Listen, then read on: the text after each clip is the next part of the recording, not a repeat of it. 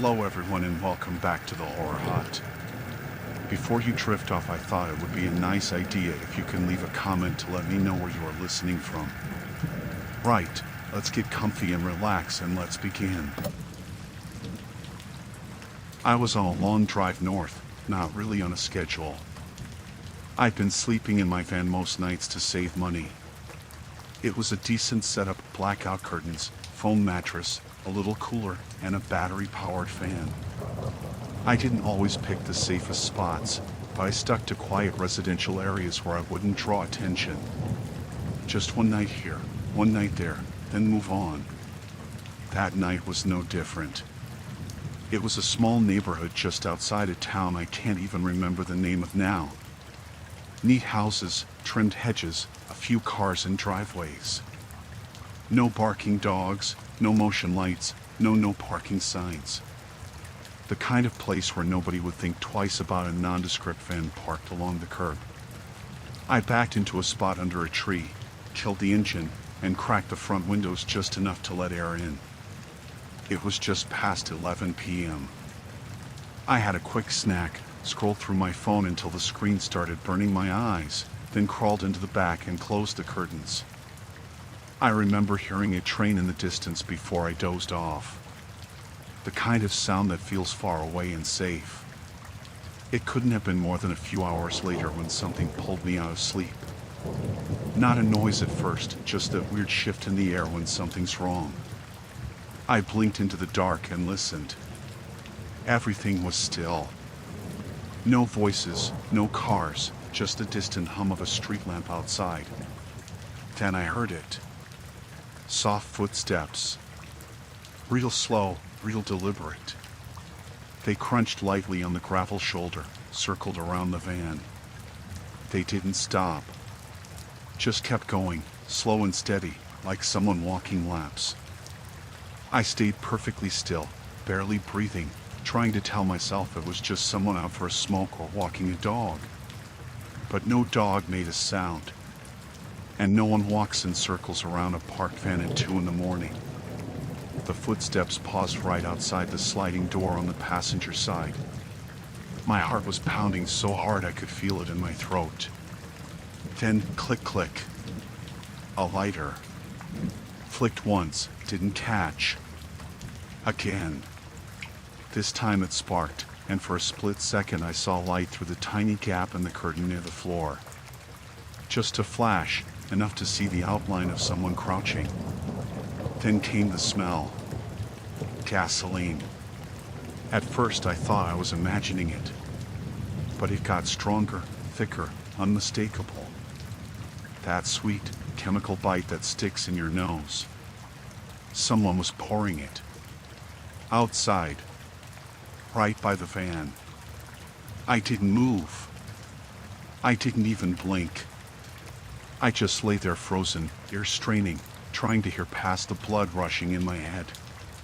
The footsteps started again, slower now. Crunch, crunch, circling back toward the front driver's side.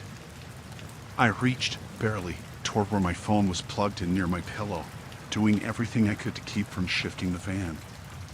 My hand found it. I turned the screen on with the side button, brightness still low. No signal. Not even one bar. I don't know how long I lay there holding that useless phone, just listening. Then I heard something that made my skin go cold. A soft tap on the driver's side window. Not a knock. A tap. Fingertip against glass. 1, 2, then nothing. That did it. I started planning how to get out. The van's back doors opened into the street away from the sidewalk. But they were loud. I'd have to unlock them, swing them wide, and sprint barefoot. I had no idea where I even was. I didn't know if I'd run into someone's yard or straight into traffic. Still, it was better than burning alive. But then, nothing happened. For maybe 15 minutes, maybe more, there was total silence. Not even footsteps. Just stillness. That awful, tense kind where every second stretches out like an hour. I stayed flat, staring up at the ceiling, still smelling gas, still hearing the click of the lighter replay in my head. Then, off in the distance, a car drove by. Slow. Its headlights swept across the inside of the van, just a faint glow through the curtains, then faded. It was the only normal thing that had happened in what felt like forever. I almost cried when I saw the light. I waited a few more minutes, then inched toward the front, barely lifting the curtain near the floor on the passenger side. Empty.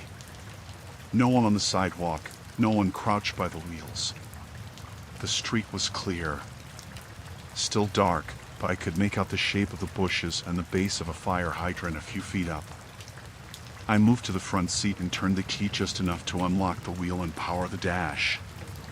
No headlights. I didn't want to light the place up and show I was awake. I just needed to move. The fan started on the first try, but I didn't punch it. I eased out as quietly as I could, turned the corner, and drove a few blocks without even putting on the cabin lights. I didn't turn on my phone screen again until I was in the parking lot of a 24-hour gas station. That's when I saw it. On the driver's side mirror, a dark smear. I got out to check, and yeah, it was wet. The edge of the mirror and the seal of the window smelled like gas.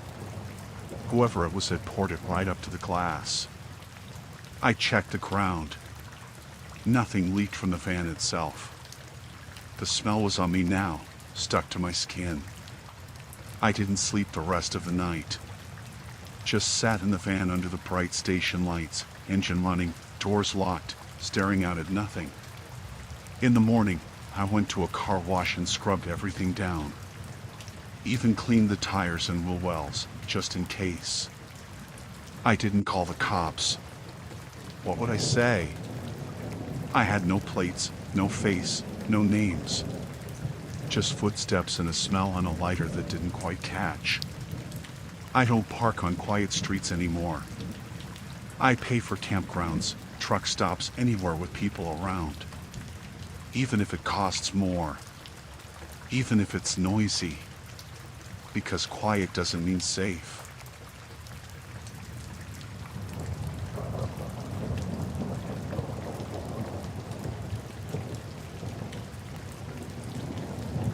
I was heading west and didn't feel like paying for a campground. I'd already done 3 nights of sleeping in the van on back roads and rest stops, so I figured one more wouldn't make a difference. The map showed a small town ahead, mostly boarded up businesses, looked half dead. Perfect. I got there around dusk and drove around a bit until I found this old 2-story brick building on the edge of town. No signs, windows smashed, door boarded shut. Weeds everywhere.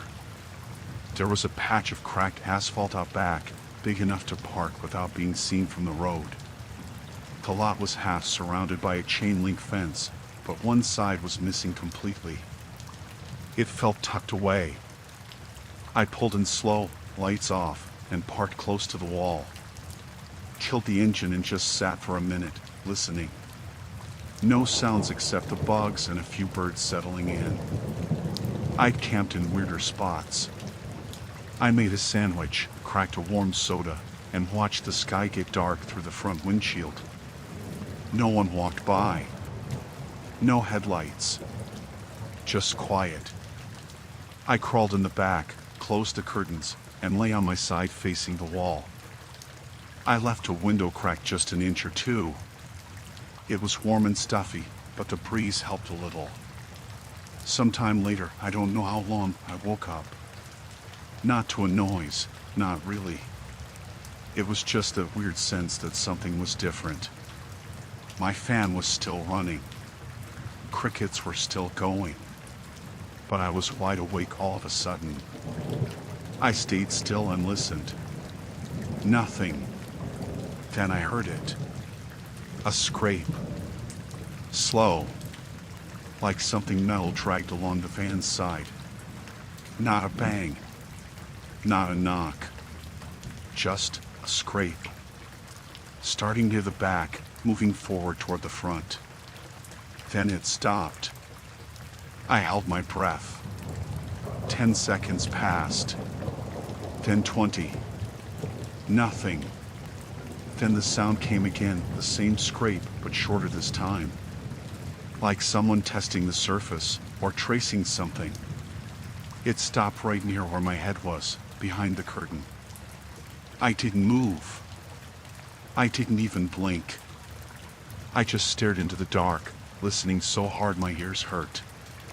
The curtain near my head moved slightly, just from the breeze, but in that moment it felt like it was reacting to something on the other side.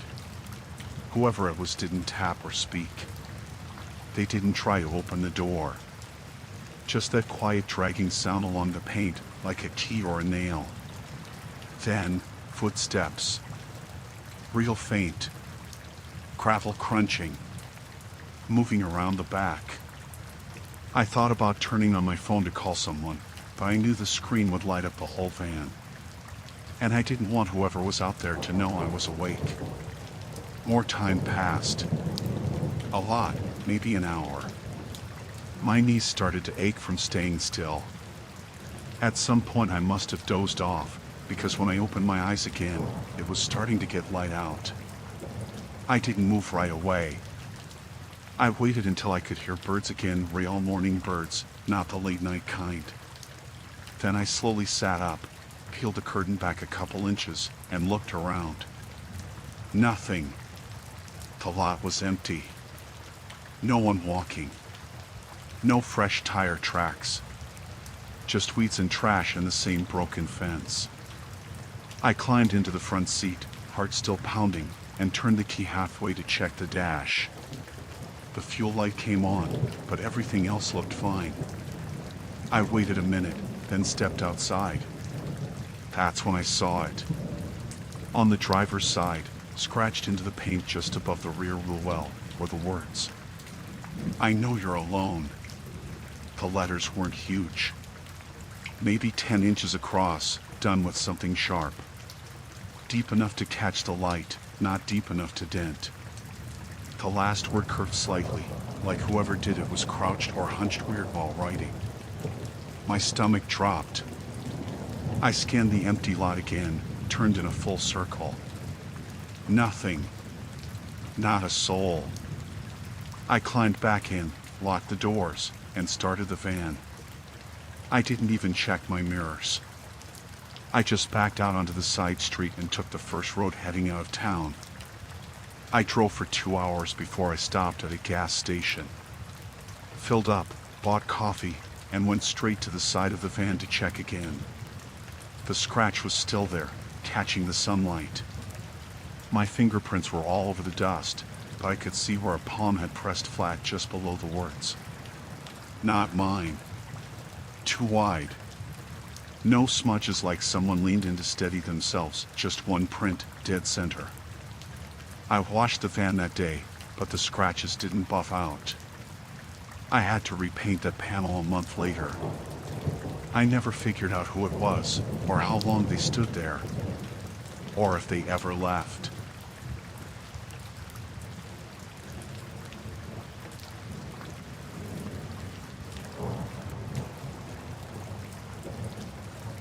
I'd been living out of my van for about 5 months when this happened. Nothing fancy, just an old Dodge I'd built out with some plywood, foam, and blackout curtains. I wasn't doing the whole social media van life thing. I just couldn't afford rent anymore. I mostly stayed in Walmart lots, national forest roads, quiet neighborhoods when I had to. That night, I'd driven deep into a forest in Oregon. BLM land, free to camp on, no cell service. My favorite kind of spot. The clearing was maybe the size of a basketball court. Just dirt and pine needles, tucked a little ways off the main gravel road. Not a single car passed me the entire drive in. I parked with the rear of the van facing the tree line, just in case someone drove in. I didn't want my brake lights facing the road. Just instinct. I had dinner around sunset, read a bit, then turned off all the lights around 10. It was cold enough for a sleeping bag, but not freezing. the kind of quiet that makes your ears ring. I had one small battery-powered camera mounted on the inside of the rear window, not super high-end, just a motion-activated dash cam pointed behind me. I also had a trail cam zip tied to a tree about 20 feet from the van, facing back toward the driver's side. I didn't really expect anything to happen, I just liked having them running overnight. Made me feel safer. I fell asleep fast. I remember dreaming about something boring, like walking through a grocery store. Then, out of nowhere, I woke up. Fully awake. Like someone hit a switch in my brain. The van was dead silent. No wind, no animals, not even the usual creaks from the frame cooling down. I checked my phone out of habit, no bars. It was just after 3:10 a.m. Then I heard it. Click. Not loud. Not right next to me. But unmistakable. A camera shutter. I lay there completely still. Then again, click. A few seconds apart. Like someone was taking photos at a slow pace, trying not to rush. Click. This one sounded closer. I sat up slowly, not touching the curtains. Just listening. I held my breath to keep my heartbeat out of my ears. It was the kind of sound that doesn't echo or carry. Just that flat, quiet snick of a shutter, followed by silence. Click. I couldn't tell which side it was coming from. It felt like it moved around, first behind me, then off to the passenger side, then near the front. My cameras were still on. I saw the little red light on the rear one blinking, motion activated. I figured I'd just check the footage in the morning. Right now, I didn't want to let whoever was out there know I was awake. No footsteps. No voices. Just that sound. Every 10 or 15 seconds. Then it stopped. I stayed sitting for maybe an hour. No more clicks. Just that oppressive silence again. I finally lay back down, still fully dressed, and waited for the sky to start turning gray. At dawn, I got up and opened the back doors real slow. There were no footprints, no trash, no signs anyone had been there. The dirt was packed and dry, so maybe it wouldn't have shown tracks anyway. I walked over to the trail cam and popped the SD card. Then I climbed in the van and checked the dash cam footage from the night. Nothing. I rewound to 3:10. Nothing but the van sitting there in the dark. No flashes, no figures, no shutter sound. The audio had nothing either, just wind. Which didn't even match what I remembered. I know it was completely still. I plugged the trail cam card into my laptop. Same thing. It had recorded me walking around the van at dusk, eating dinner, going to bed. Then nothing again until I walked up that morning. Not a single motion-triggered photo in the middle of the night. I checked the timestamps twice. I started thinking maybe I dreamed the whole thing. Maybe my brain made it up. But my sleeping bag was still pulled halfway down. My boots were already on. I never sleep like that. And I felt the way I always feel when something's wrong, like my body had been tensed all night, even if I didn't remember it. I packed up and left the clearing as soon as I could. I didn't stop until I hit a town with signal. I uploaded the footage from both cameras to the cloud, just in case. Still have it. Every now and then, I go back and watch the clips, trying to see if I missed something. A shadow, a flicker of movement. Anything. But it's just me. Lying in the van. Completely still. Just waiting for a sound that never shows up on tape.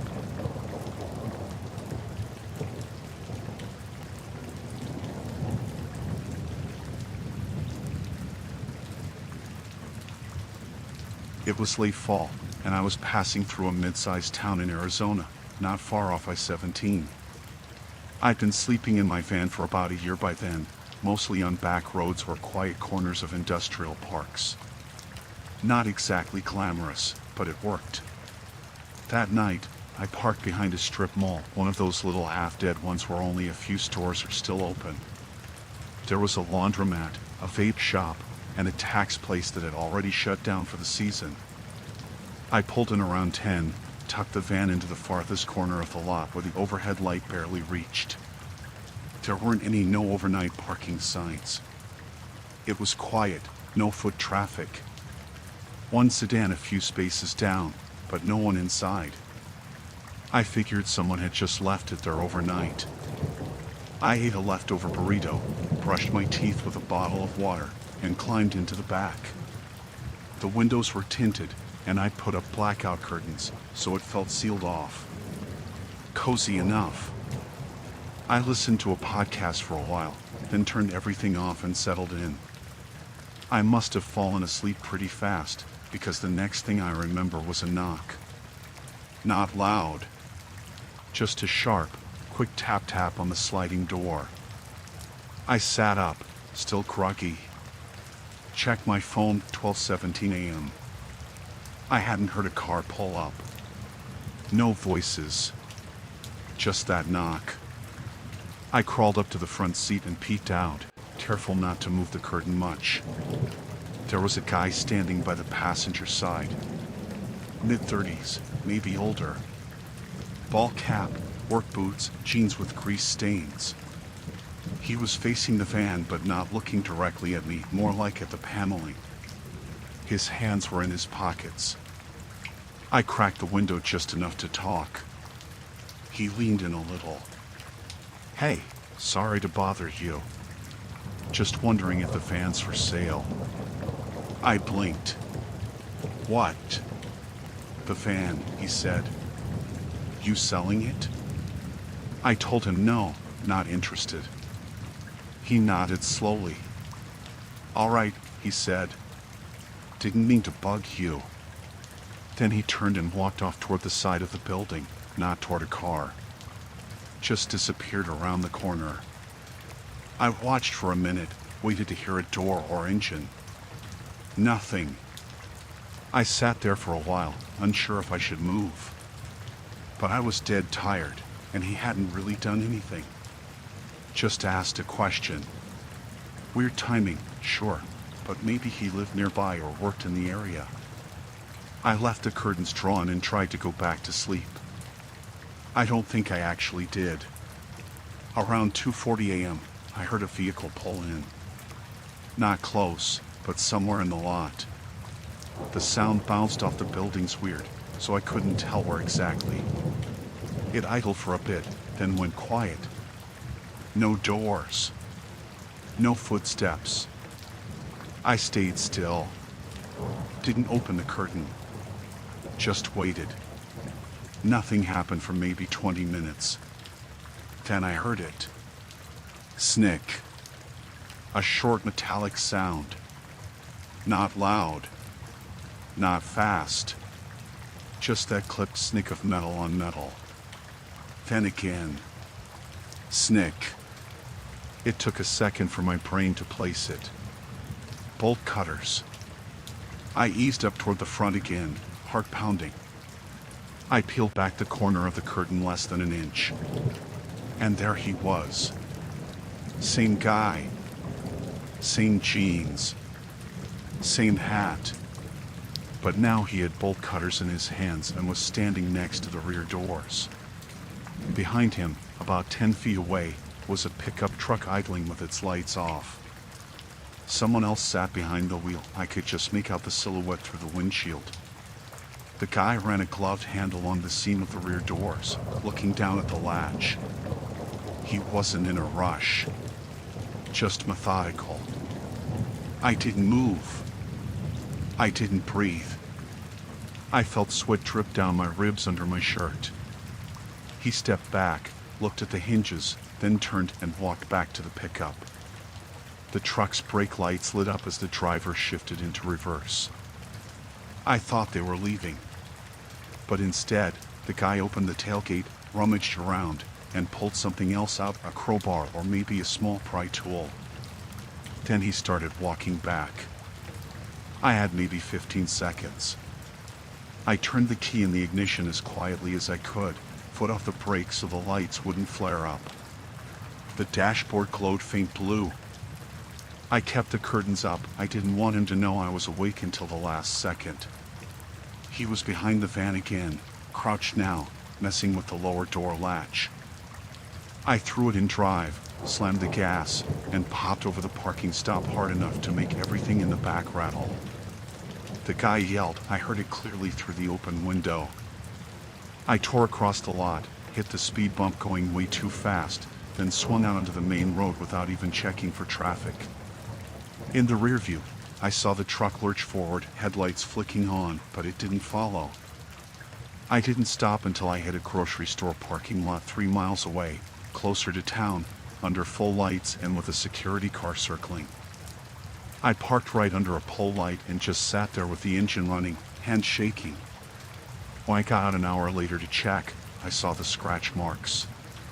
Fresh scrapes on the rear latch and a ding near the bottom hinge like someone had tried to jam something in. I never called the cops. I didn't even know what town I was technically in. I just left.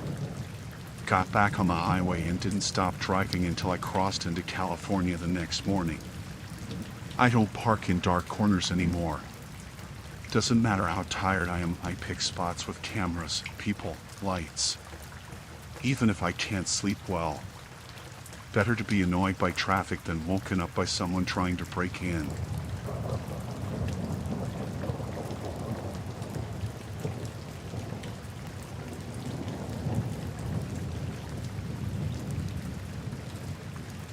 I'd been stealth camping off and on for a couple years by then. I didn't have some tragic backstory or anything, I just couldn't stomach paying rent in a city where my paycheck barely covered groceries. So I bought a used cargo van, put in a mattress, built out some basic insulation, and told myself I'd only do it for a few months. That was over a year before this happened. I'd gotten good at finding spots where no one would notice me. My favorite kind of place was the back lots of industrial buildings or warehouses.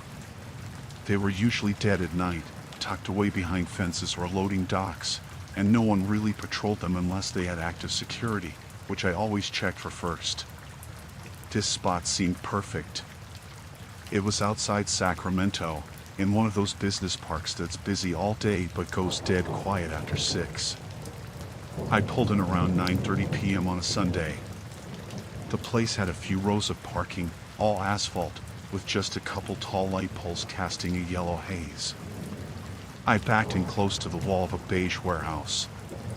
No signs, no cameras that I could see. The lot was empty except for one other vehicle parked way across, maybe 70 yards away, near the edge where the lot met a thin patch of trees. It was an old SUV. Dark green or black. Windows tinted. No headlights, no interior light, no movement. I figured maybe someone else had the same idea I did. Sometimes other van lifers or truckers use these lots too.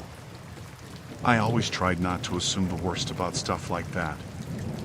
I ate a sandwich cold out of the cooler, cleaned up with a baby wipe, and settled into the back. Curtains drawn, everything quiet. I read for a bit and listened for any sounds outside. Nothing, no doors, no engines, no voices. The SUV was still sitting there when I peeked through the curtain an hour later. Still dark, still facing me. That was the first thing that started to bug me. It was parked nose out toward me, which is weird if you're trying to sleep in your car. Most people back in. And the fact that it hadn't moved at all, it made the hair on my neck stand up a little. But again, I figured maybe they fell asleep, or they were gone and left it there. Whatever. It got colder, and I slipped into my sleeping bag. I kept the back windows cracked an inch for airflow and had the fan on low. Eventually, I stopped checking the curtain and tried to drift off. I almost did. Then I heard something. Not a loud bang or footsteps, Just a low metallic creak, like weight shifting on old suspension. It was faint, but it was the kind of sound you notice when everything else is dead silent. I didn't move. Just lay there, eyes open, listening. I was trying to figure out if it came from the SUV. I waited 5 minutes. Then 10. Nothing else. I slid forward slowly and peeled back a corner of the curtain to check again. The SUV was still there. Still facing me. But the headlights were fogged now more than before. Like someone had breathed on them, or condensation had built up inside. It hadn't rained. The temp had dropped, sure, but I'd never seen headlights fogged that fast unless someone was inside. I watched for a while, barely blinking. No movement. Then I noticed something that made my chest tighten. The driver's side door was cracked open. Not wide, just a few inches. It hadn't been like that earlier. I was sure of it. I dropped the curtain and crawled back into the sleeping bag, heart pounding. I grabbed my flashlight and slid it under my pillow just in case. I didn't want to run my engine or make noise. If someone was out there watching, I didn't want them to know I was awake. Maybe 30 minutes passed. I must have drifted off for real this time because I remember coming out of a light sleep to the sound of something tapping metal. Not sharp, not rhythmic. Just soft. Tap. Pause. Tap tap. Pause. I held my breath and listened. It wasn't near the front windows. It sounded like it was near the side panel where the sliding door is. I stayed still. Then, nothing. Just silence again. Long enough for me to wonder if I imagined it. I started counting in my head to calm down. When I got to 60, I let out a breath and turned over, trying to tell myself I'd make it through the night and be gone by sunrise. I don't know how long I lay there, half asleep, on edge. Could have been 20 minutes. Could have been an hour. But then came the knock. One single, loud knock on the back doors. Not the side, the back. Right where I had my feet. Sharp and flat, like a knuckle on metal. I shot upright. Didn't say a word. Didn't move to open the curtain. Just sat frozen, every nerve in my body locked up. I waited. Listened. No footsteps. No voices. Just that buzzing, high-pitched hum of the parking lot lights. I finally moved, slow as I could, and looked through the tiny crack at the bottom of the curtain. No one. No shadow. No movement at all. I wanted to believe it was just something falling, or an animal. But there were no trees, no breeze, and the sound had been deliberate. I slid into the front seat, turned the ignition without headlights, and eased out of the space. The dashboard clock said 4:08 a.m. I kept the lights off until I hit the main road. Once I turned them on, I checked the rearview mirror. The SUV was gone. I hadn't heard it start up. Hadn't seen the brake lights. It was just no longer there. I drove to a truck stop an hour outside the city and parked between two semis. Didn't sleep the rest of the night. Next morning, I walked around the van just to be sure. There were no scratches, no marks, nothing disturbed. But there was a single, small smudge on the rear door. Like a fingerprint, streaked slightly. Right where the knock had come from. After that, I stopped camping near empty warehouses. Too easy to hide. Too easy for someone to sit and wait without ever being seen.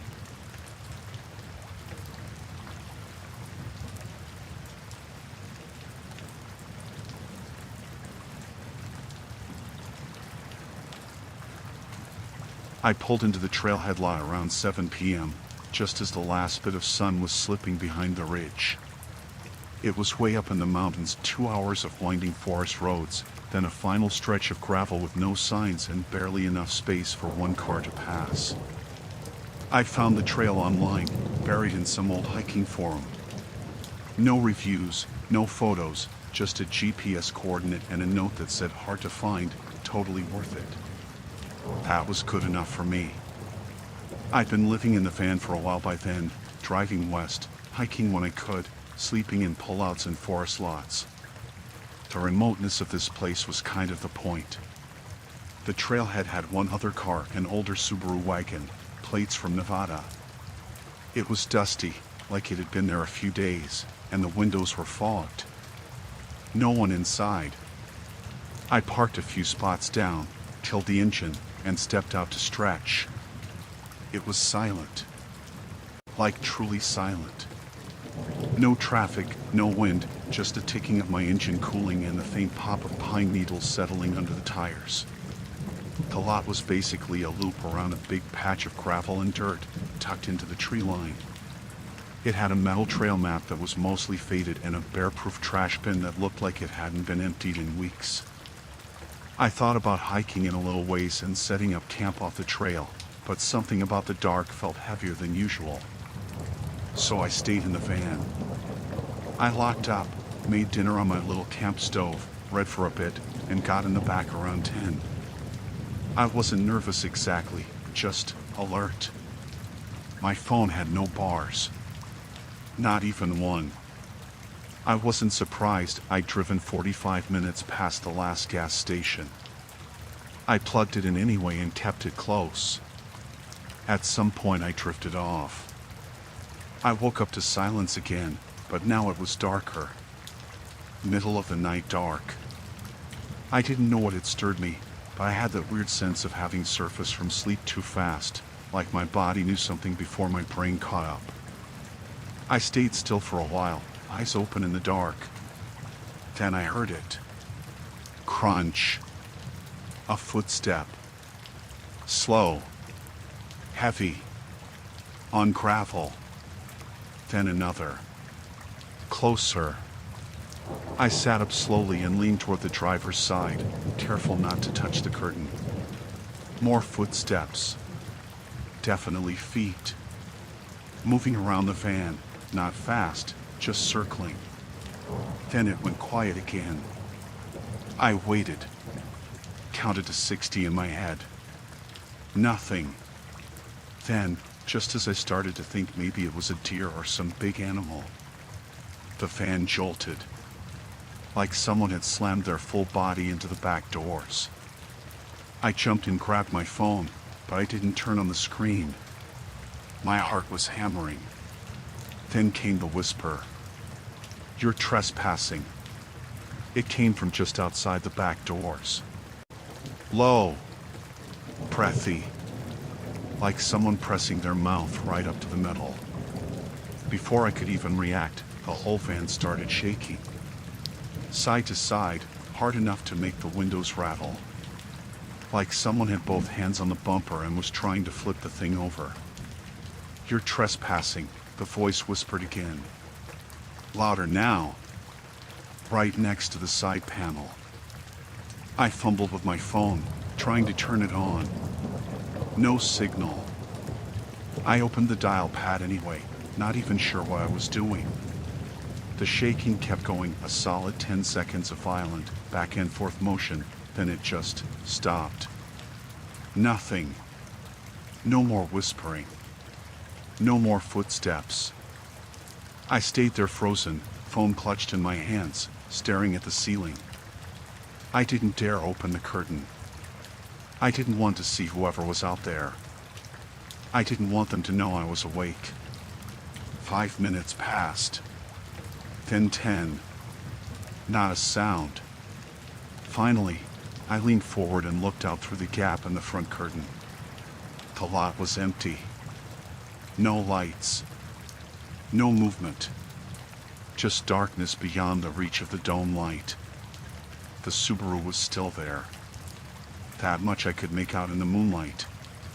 But no new cars. No flashlights. No figures. I waited until dawn.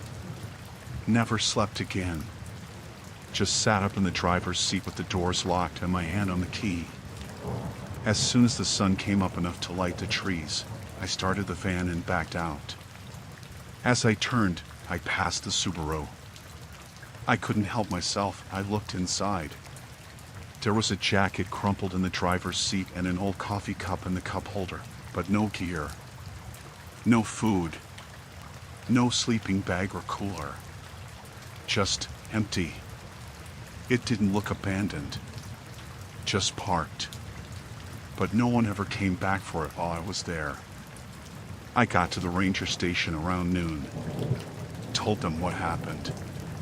The guy at the desk just nodded like he'd heard weird stuff before, wrote something down on a clipboard, and thanked me for reporting it. That was it. I don't camp at trailheads anymore. Doesn't matter how remote or quiet or peaceful it looks. Somewhere, someone else might think you don't belong there.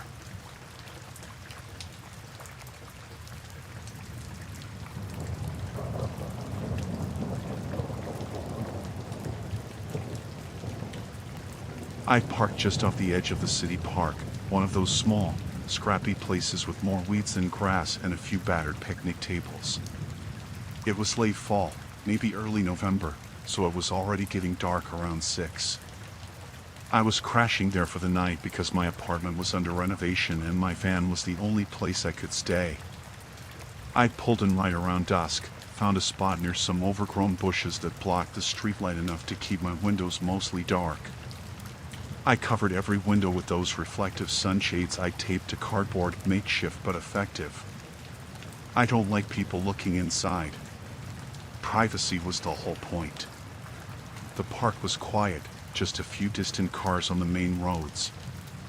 I kept the van's interior lights off, ate a quick sandwich, and tried to relax. My phone was dead. I'd forgotten my charger, so no music, no messages, just the silence of the city at night. Around 9 p.m., I noticed a guy walking on the sidewalk nearby. He wasn't doing anything, just pacing back and forth. Wearing a hoodie, hands in his pockets. I watched him for a few minutes from the front windshield. He never looked my way, just kept walking. After about an hour, he was still there, still pacing, sometimes stopping and staring at the park, sometimes at the streetlights. I thought about rolling the windows down and asking if he needed help, but the feeling was off. Like maybe he was waiting for someone or something. So I kept quiet. I didn't see him leave. Between 11 p.m. and midnight, I heard some rustling on the roof of the van. I froze. I tried to tell myself it was just a squirrel or a raccoon, but it wasn't the light scampering I'd expect. It sounded heavier, like footsteps. Slow, careful. Like someone was walking, not running, not scrambling. I pressed my back to the driver's seat, heart pounding, fingers clutching my phone even though it was dead. I debated calling 911, but what would I say? No signal anyway. The footsteps stopped after maybe 5 minutes. I didn't breathe until I heard nothing else. No scratching, no rustling, just silence again. I stayed awake the rest of the night, eyes glued to the mirrors, trying to catch any movement outside. Around 3 a.m., the pacing guy was back. Or maybe he never left. I don't know. This time he was standing just out of the streetlight's reach, near the edge of the park. He was still wearing the same hoodie, but this time I saw his face, just barely. Pale, kind of gaunt, and his eyes caught the light, staring right at the van. I blinked. When I looked again, he was gone. At 4 a.m., I finally dozed off for a bit. I was startled awake by a loud thud on the roof, like someone stomped. I sat up fast, the van shaking slightly from the impact. I grabbed the small pocket knife I keep on the dashboard and peered out the front window. Nothing visible in the dark. I kept hearing the occasional thump, once near the front, once at the middle, then by the back doors. I stayed frozen until the sky started lightening, the first gray hint of dawn slipping through the cracks of my sunshades. I waited a few more minutes, then slowly peeled back the edge of the driver's side curtain and pushed open the door just a crack. Nothing but cold air and silence. The lot was empty. Then I looked at the windshield. There it was. A single, worn boot sitting on the glass. Muddy, scuffed, the laces frayed. No footprints anywhere else around the van. No other sign of anyone. I grabbed the boot with a trembling hand and slammed the door shut. I didn't wait. I fired up the engine and peeled out of that spot, driving away before the sun was fully up. I didn't look back.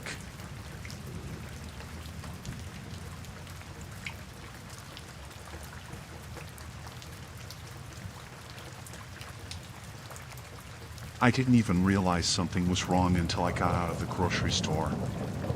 I'd parked my old beat-up car in the far end of the lot, near some bushes, because it was late and the place wasn't busy. I was just grabbing a few things, milk, some snacks, and I figured it'd be quick. The whole trip was maybe 15 minutes. When I got back, the first thing I noticed was how quiet everything was. No cars pulling in or out, just the hum of the parking lot lights. That was normal at 10 p.m. on a Tuesday, I guess.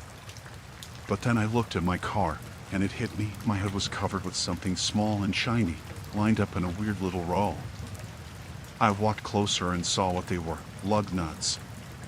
All 8 of them, just sitting there, spaced out evenly across the hood like someone had taken the time to line them up like that. I froze. I looked down at my tires. They all looked fine, no flat spots, no deflated ones, nothing. But that didn't make sense. How did all my lug nuts end up on the hood, and the tires were still holding air? Someone had definitely messed with my car.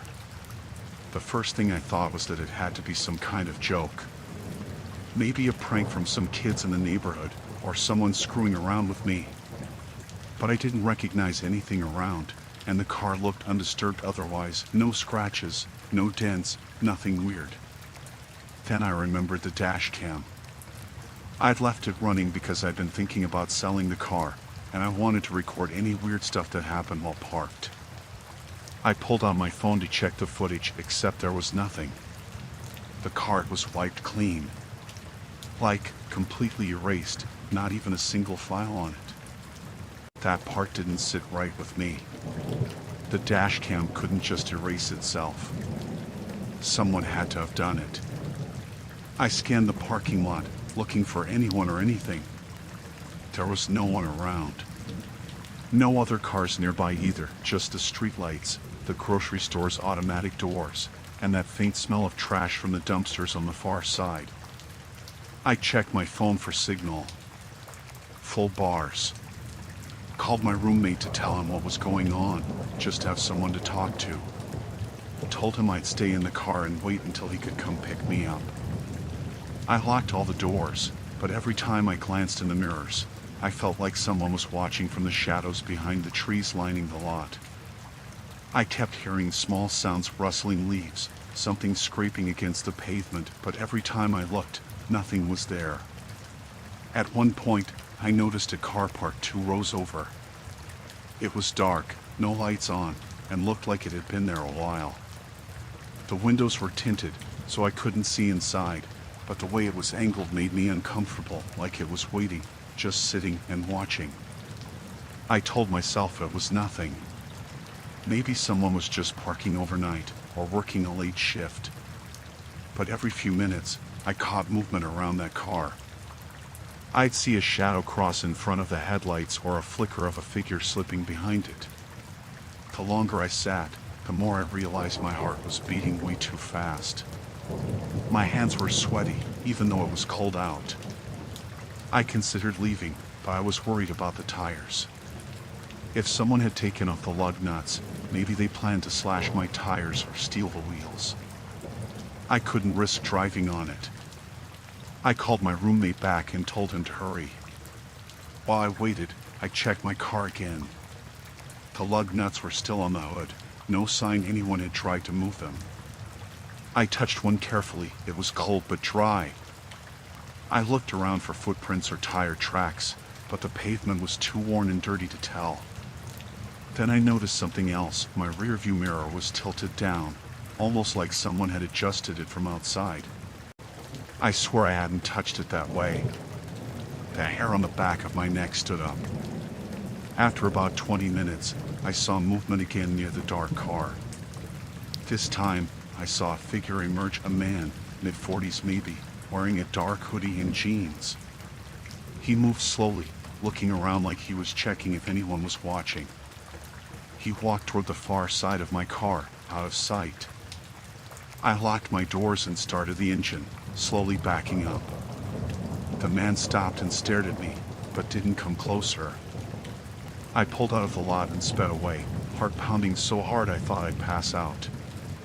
The whole way home, I kept checking my tires in the rearview mirror. No flats, but I knew I couldn't trust that. I made it back safe, but I haven't parked in that grocery lot again. I never figured out what the guy wanted or why he took the lug nuts off but didn't do more damage. Maybe he was testing me, or maybe he was just scaring me for some sick reason. I changed my locks that night and installed extra lights around my place. And I never left my car unattended for that long again.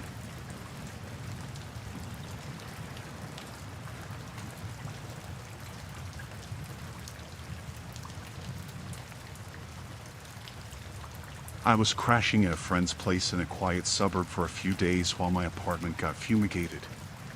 It was one of those neighborhoods where everyone keeps their yards neat, and the streets are so quiet you can hear a dog bark a few blocks away. I wasn't used to the silence, honestly. It felt kind of empty but peaceful, so I didn't mind. The first night, I parked my car on the street and just crashed on the couch. The house had this old school charm, but the locks on the doors felt cheap, those little sliding locks that are easy to flip but not the most secure.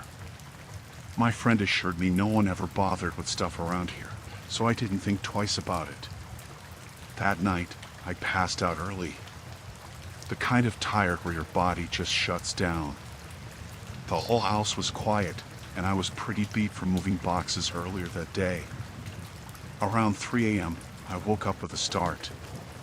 It was that kind of waking where you're not sure what just happened. I thought I heard the side door slide open. The sliding door was right next to where I was sleeping, a glass door that led to the backyard. It had one of those thin metal locks that just slide sideways to lock or unlock it. At first, I thought maybe I'd imagined it. But then I heard it again, the soft but clear sliding sound, like someone was opening that door. I froze. The room was pitch dark except for some faint streetlight filtering in through the curtains. I reached over to my phone for the flashlight and tried to turn it on quietly, but my hands were shaking. When I finally clicked it on, the light caught the door. It was still locked. I felt my heart hammer in my chest. I got up slowly, trying not to make noise, and checked the door. The sliding lock was in place. No sign it had been moved. No scratches on the frame, no forced entry. Nothing. I checked all the windows and doors in the house. Everything was locked tight. My friend's room was just down the hall, so I knocked lightly, but there was no answer. I guess they were up that night or asleep deeply. I stood there for what felt like forever, listening. The house was so quiet again it almost felt unnatural. Then I heard something else, a soft shuffle, like someone was stepping lightly on the wooden deck outside the sliding door. I peeked through the curtain with my phone light but couldn't see anything. No shadows, no movement. I checked the backyard from the front window. It was just a dark yard and some bushes, nothing unusual. I went back to bed but kept the phone close, flashlight ready. Every little sound made me jump, the creak of the floorboards, the distant hum of a car passing by, even the wind rustling the trees felt too loud. I kept thinking about that sliding door. How it could have made that noise without actually opening. The next morning, I told my friend what happened. They said maybe the lock was loose or the wind pushed the door a bit. I wanted to believe that, but it didn't explain the shuffling outside or the fact that the door was definitely locked when I checked. I thought maybe I'd imagined the whole thing, but then I noticed something else. The small potted plant near the sliding door had been knocked over, soil spilled on the deck. That wasn't there before I went to sleep. I asked my friend again, but they shrugged it off. Maybe a raccoon or something, they said, but the plant was heavy and the soil spread looked like something dragged it. That night, I slept with the couch pushed away from the sliding door, my back against the wall. I didn't hear anything else, but the feeling of being watched stayed with me the whole time.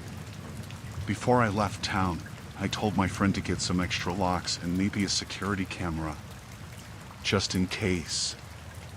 I never found out who, or what, was messing around that night, but I'm pretty sure someone was standing just outside that door, sliding it gently to get in, but stopping before it actually opened.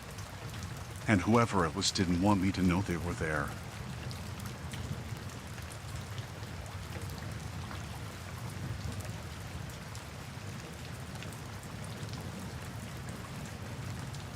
I never thought much about parking near that old industrial area on the edge of town, but it was late, and I just needed to crash for a few hours.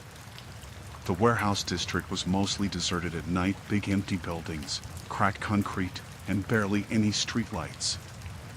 I figured it was quiet enough to sleep in my van without bothering anyone. I parked near a row of loading docks, pulled the curtains on the windows, and stretched out on the back bench seat. I wasn't really planning to sleep long, just enough to keep going. The silence was heavy, broken only by the distant hum of a train somewhere far off. The kind of silence that makes every little sound pop out sharp. I don't remember exactly when I dozed off, but sometime after midnight, I woke up suddenly. It was the breathing. At first, I thought it was my own, but then it got too loud, like it was right next to the window.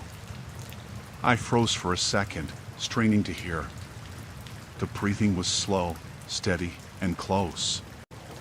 I turned my head toward the window and glanced through the thin curtain.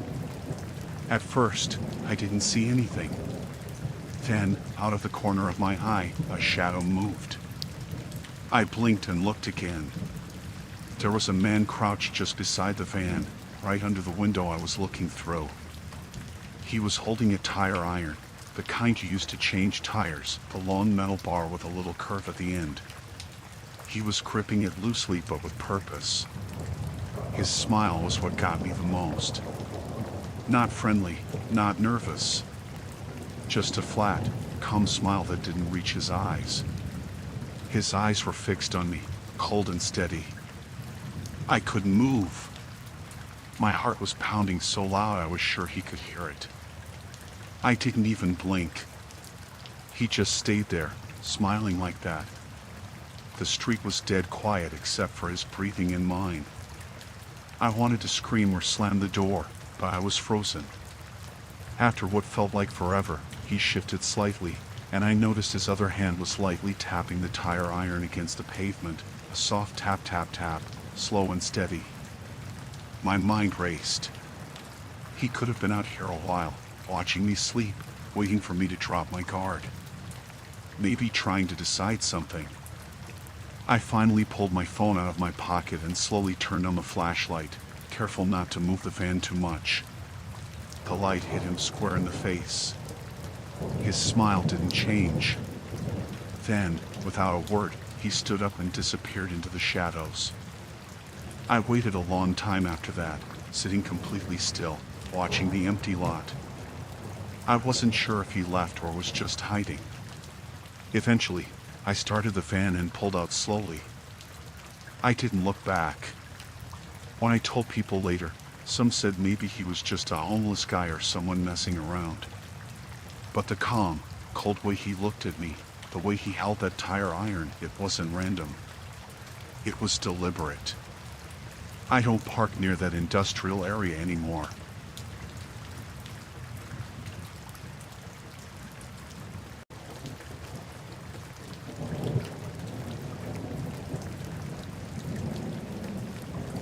I pulled off the forest road just past sunset, following a narrow pull-off that wasn't much more than a widened dirt shoulder.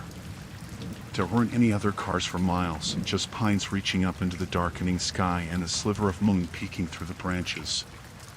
I'd been on the road for 2 days straight, chasing a job interview in the next town, and I just needed to sleep somewhere out of sight. I figured this spot was perfect, quiet, hidden, no signs or gates. I killed the engine and sat for a minute, listening to the woods settle into night. My van was the only thing parked there. I made myself a sandwich under the glow of the dome light, washed the crumbs off with a baby wipe, and slipped into the back where I'd built a little bed platform. I left the windows cracked an inch for fresh air and turned on a small clip-on fan. No music, no podcasts, just the low hum of the fan and the occasional creak of the fan cooling off. At first, everything sounded normal. Crickets in the brush, a distant owl, the soft sigh of wind through the leaves. I drifted off thinking about the interview, hoping I could still make it if I got up early. I woke to the fan still buzzing, but everything else had gone silent. The crickets stopped. No wind in the trees. My heart beat harder when I noticed how abruptly the night noises had cut out. I lay there unmoving, staring at the ceiling, ears straining for any hint of life outside. Maybe a raccoon rustling through leaves, I told myself. Or the wind dropping suddenly. I blinked once, twice, and listened harder. That's when I heard footsteps. Soft, deliberate steps on gravel, heading up the slope where I'd parked. They started slow, like someone testing the ground, then picked up pace a bit firm, unhurried. I pictured a pair of boots crunching over sticks, but I didn't dare move to look. I recognized that feeling. Someone was coming close enough to see me if they looked. My stomach tightened. I reached beside me for my phone, but the screen was dead. No service out here. I considered grabbing the pocket knife I stashed under the seat, but I didn't want to fumble in the dark and give away that I was awake. The footsteps stopped right by the passenger side door. I heard a soft scrape, maybe someone leaning against the van. I squeezed my eyes shut, heart slamming. Then came the knock.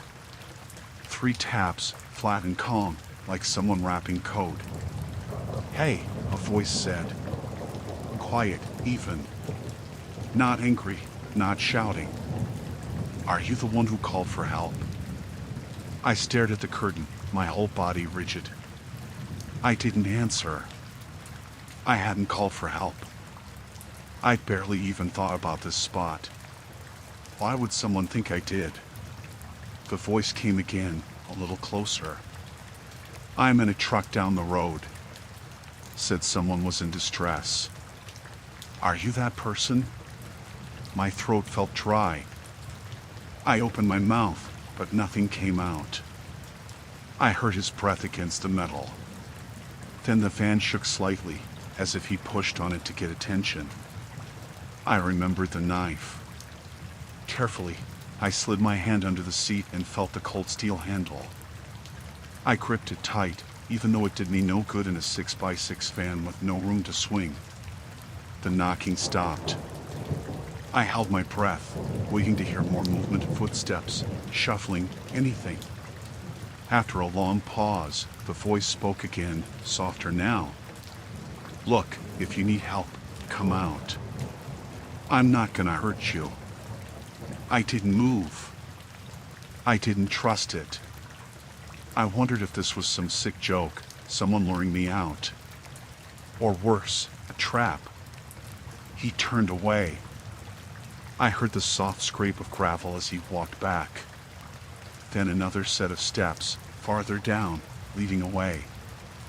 I stayed tense for what felt like an hour, but was probably only 5 minutes. I didn't dare breathe until I heard the engine rev, a truck starting somewhere in the dark. Then that too faded off. Even after the sound died, the woods stayed quiet. No crickets. No wind. Just the van, idling in the hush. I banged on the wall between me and the front seat to remind myself I was there. My hand shook so hard I nearly dropped my knife. I waited until the moon dipped behind a cloud and the forest settled back into its normal chorus, then slid the curtain aside enough to peek at the road. Nothing but trees and the faint dust trail where the truck had been. No headlights, no tail lights, nothing. My pulse was still racing. I debated sticking it out until dawn, but I didn't trust this place anymore. Whoever that was might circle back or bring someone else. I climbed into the front, doors locked, engine off, and tried the headlights. They flickered on low beam light reaching into the trees. I pressed the clicker to lock the doors again, then fired up the engine. The radio crackled with static, which felt like company. I eased out of the pull-off and onto the dirt road, tires stirring up dust that glowed in the headlights. I drove slowly at first, eyes scanning either side for movement. After a mile, I picked up speed, but not enough to kick up too much noise. I didn't look in the rear view. I didn't want to see if headlights followed me. I just kept going until I hit a main road and found a 24-hour diner. I parked in full view, sat inside drinking coffee until the sun came up. I never saw that truck again. I never knew who came to my door or why they thought I'd called for help. But I knew I wasn't safe there alone. When I finally hit the highway, I kept driving until I found a motel, a real one with a check-in desk and cameras. I paid in cash, double-checked the locks, and slept with the lights on.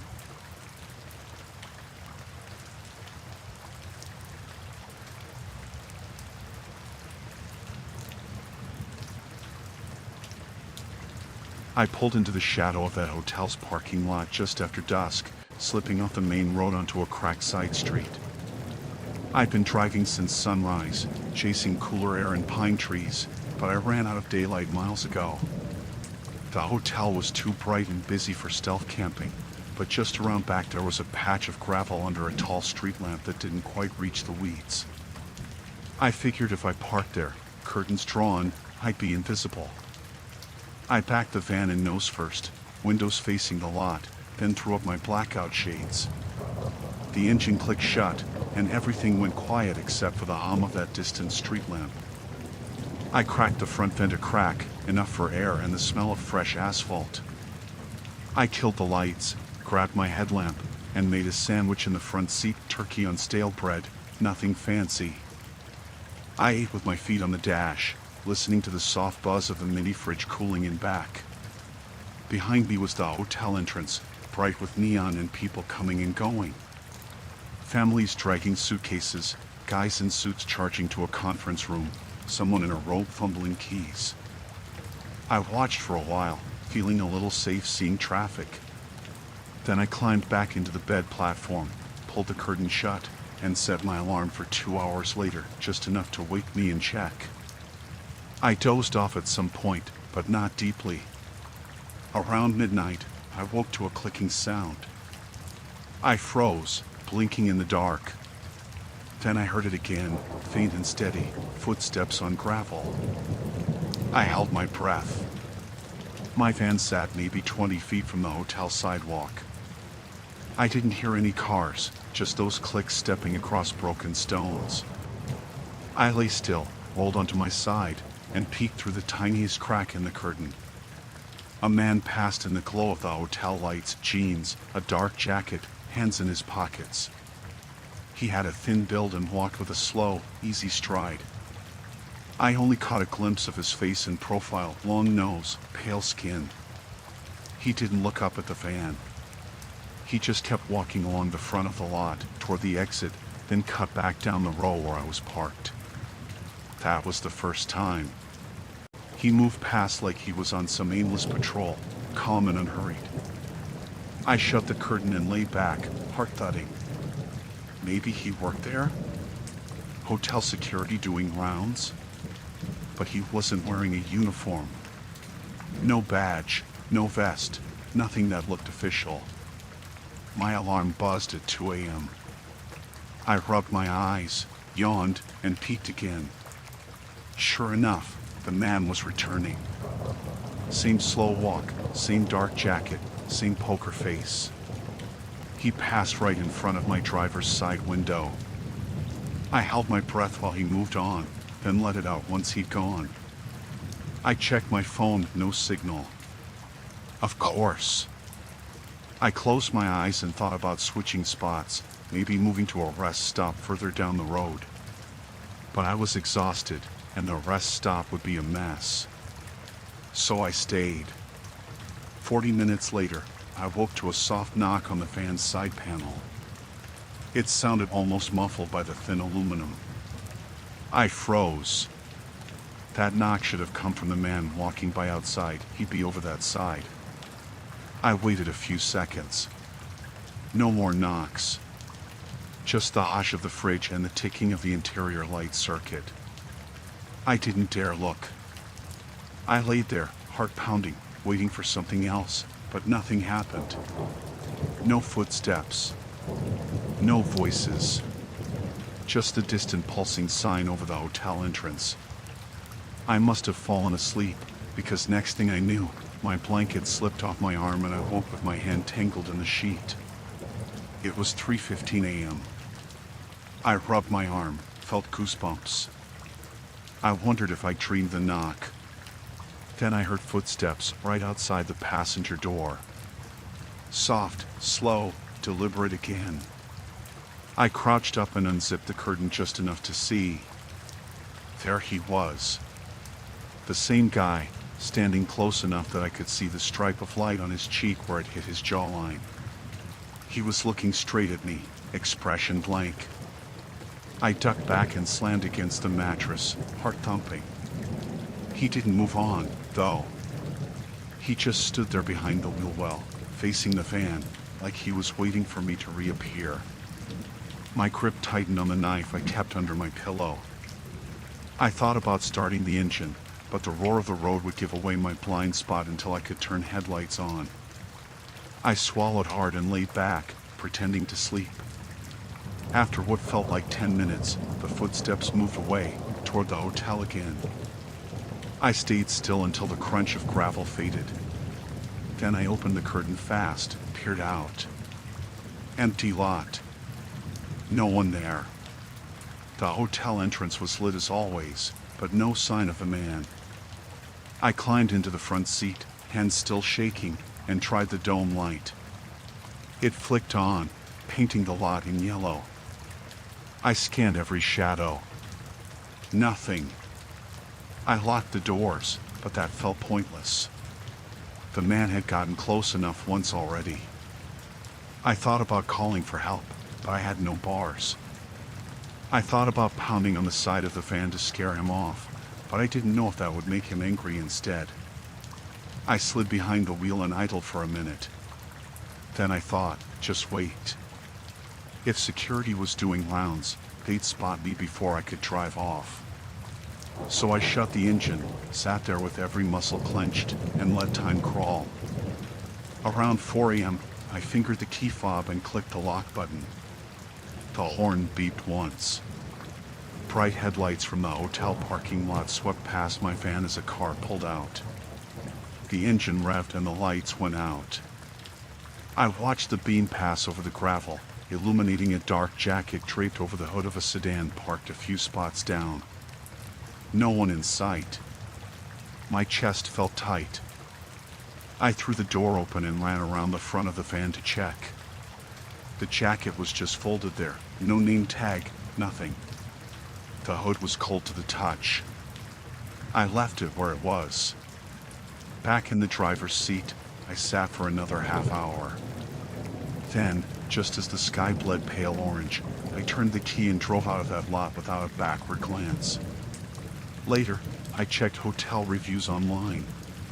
People complained about strange lights at night, cars idling with no one inside, noises outside their rooms. Some mentioned a guy who wandered the property asking odd questions, but no one knew who he was or why he was there. Management shrugged it off. I never found out who that man was, or why he circled my van all night, or why he pressed the key card against the glass. All I know is that I didn't call for help, nobody did. And when I pulled onto the highway, I kept my eyes on every mirror and my doors locked tight.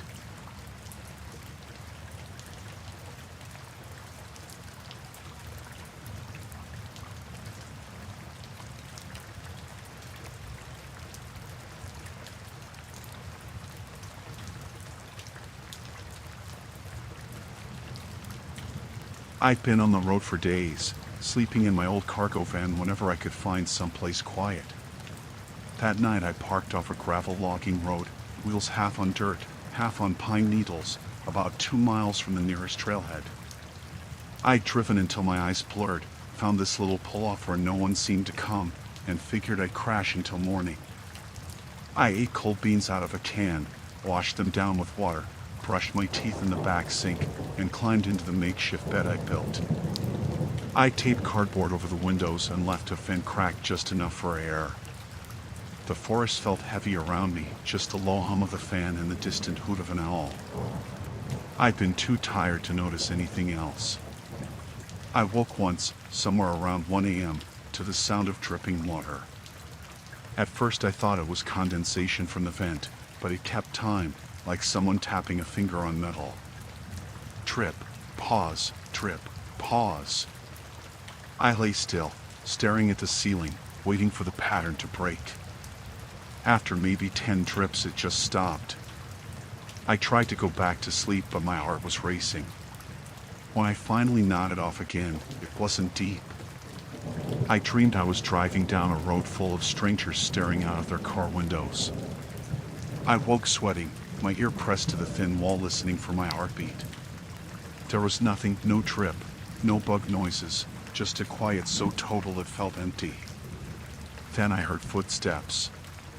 Soft, crunch, crunch, crunch over gravel. They weren't fast, more like someone testing the ground. I snapped awake and froze, every muscle locked. The footsteps moved around the front of the van, then paused. I didn't breathe. My mind flipped through possibilities: wild animal, neighbor hiker, creeper looking for trouble.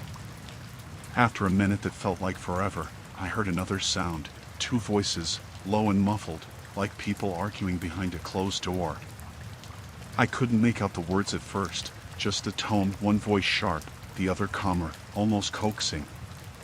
"I don't know," the sharp one said.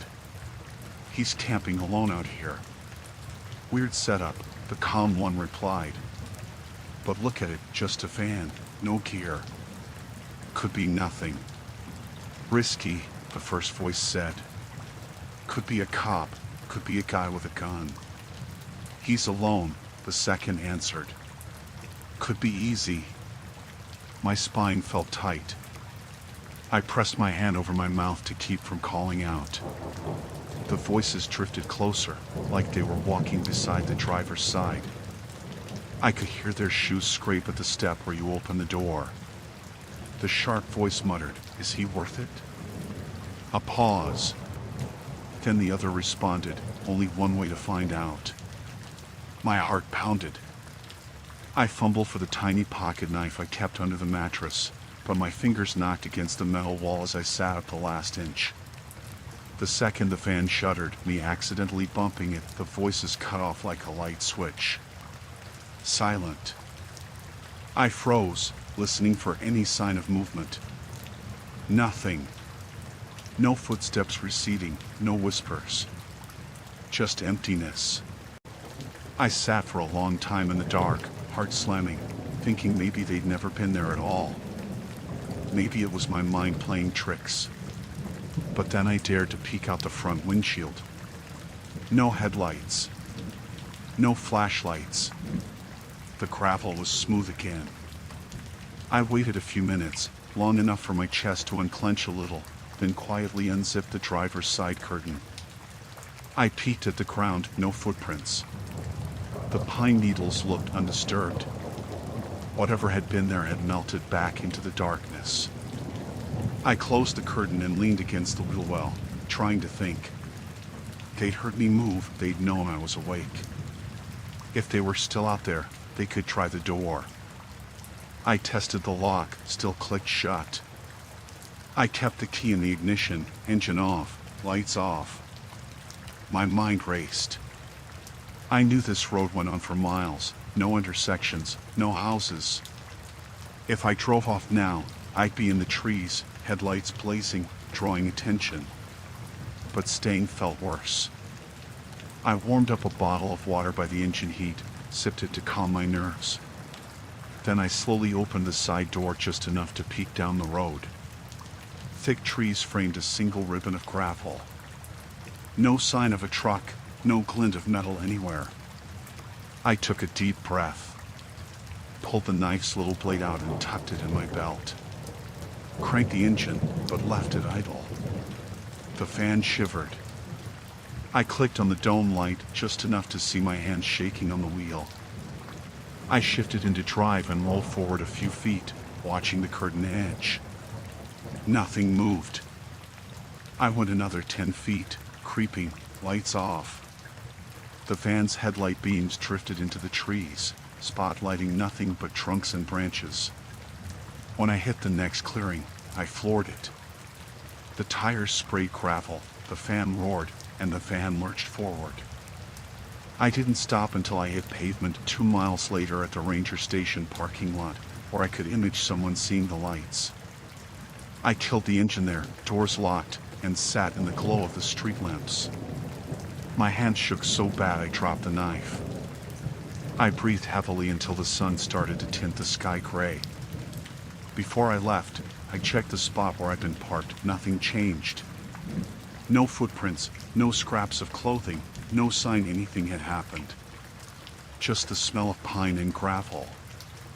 I never went back out that way again. The forest looked the same, but I didn't belong there anymore. Somewhere, 2 people decided I was worth the risk.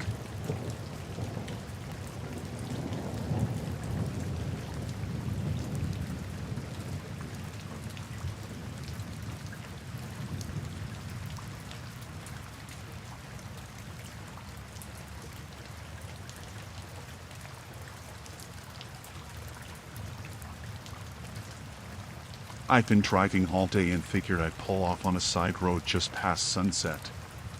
There was this gravel lot next to an empty field, no signs, no lights, just a white patch of stones where maybe one car could fit. I checked my GPS twice. It wasn't private property, just some county land. Perfect for stealth camping, or so I thought. I parked in the middle of the lot, cut the engine, and sat for a minute in the dark. The radio was static, no bars this far out. I cracked my window a bit for air and turned on the dome light just long enough to heat up some water for ramen. Outside, crickets chattered and I thought I heard a distant train whistle. It didn't bother me. I'd slept worse.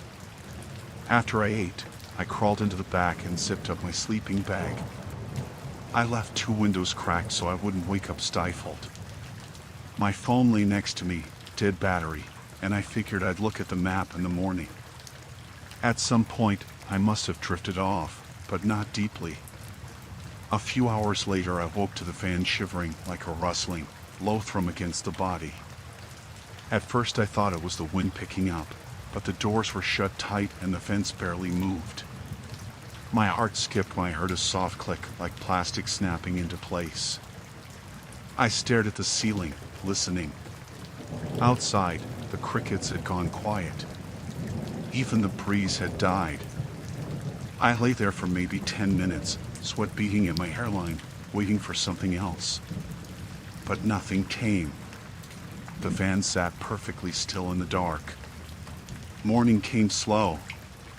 When the east sky finally lit up, I unzipped the curtain and climbed into the front seat. My legs felt like jelly. I rubbed my eyes and yawned, then reached for the door handle to get out and stretch. My hand hit something, smooth black loops of plastic around every single door handle, front and back. I froze. Zip ties. Looped loosely, but tight enough that the handles wouldn't move. I looked around the empty lot. No other cars. No footprints in the gravel beyond my own tire tracks. Nothing except my van in the field beyond. I sat back, heart pounding, and checked each handle. Yep, everyone had a zip tie. None were cut. None seemed old or weathered. They were fresh. No other sign someone had been there. No footprints, no discarded ties, no tool marks on the plastic. I felt trapped, like the van was a cage. I tried the handles again, nothing budged. I even pressed the button on my key fob, hoping the locks would free the ties somehow. No click, no light, just the fob's useless beep. My mind raced. Why zip ties? Why leave them? Was someone watching me all night? I remembered the click I heard and the sudden silence. It wasn't wind. Someone had been outside. I took my pocket knife from the dash and slipped out the blade. Carefully, I cut each tie: front passenger, front driver, sliding doors, back doors. Each one took a couple seconds. My hand shook so bad I nicked my finger on the plastic. A tiny bead of blood welled up, but I didn't care. I wanted out. Once the last tie fell to the floor, I locked the doors with the key fob, then unlocked them. The locks clicked solidly. I sat for another minute, doors shut and locked, engine off. I watched the empty lot like I expected to see someone emerge from the field. But nothing happened. I thought about driving away, but the gravel half on my tires made me hesitate. What if someone drove in ahead of me, blocked the exit? I didn't know who'd done this or why. What if they circled back? I took a deep breath and turned the key. The engine rumbled. I eased forward until I was on solid road, then floored it toward the highway. I didn't look back. An hour later, I stopped at a rest area under bright lights and called a friend. I told them what happened. They said maybe it was a prank, someone testing me. But prank or not, they'd known I was there, at that exact spot, and they could mess with me however they wanted. When I got home, I checked my boots for anything stuck: gravel, twigs, maybe an imprint of someone's footprint. Nothing but dirt. I threw the zip ties in the trash. I never camped out on a random gravel lot again. Even when I was desperate, I chose places where someone could see me: a campground, a truck stop, anywhere with lights and people around.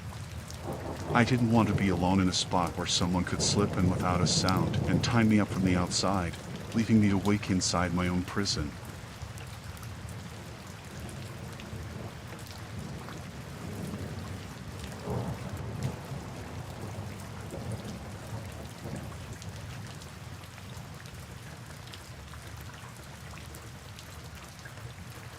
I rolled into the alley behind that old Italian place just after midnight. The neon closed sign was flickering, and their metal roll-up door sagged halfway down. I figured nobody would be back there so late, just me and my beat-up van. I killed the engine, let it cool, and cracked the windows for air. At first it was quiet. Too quiet.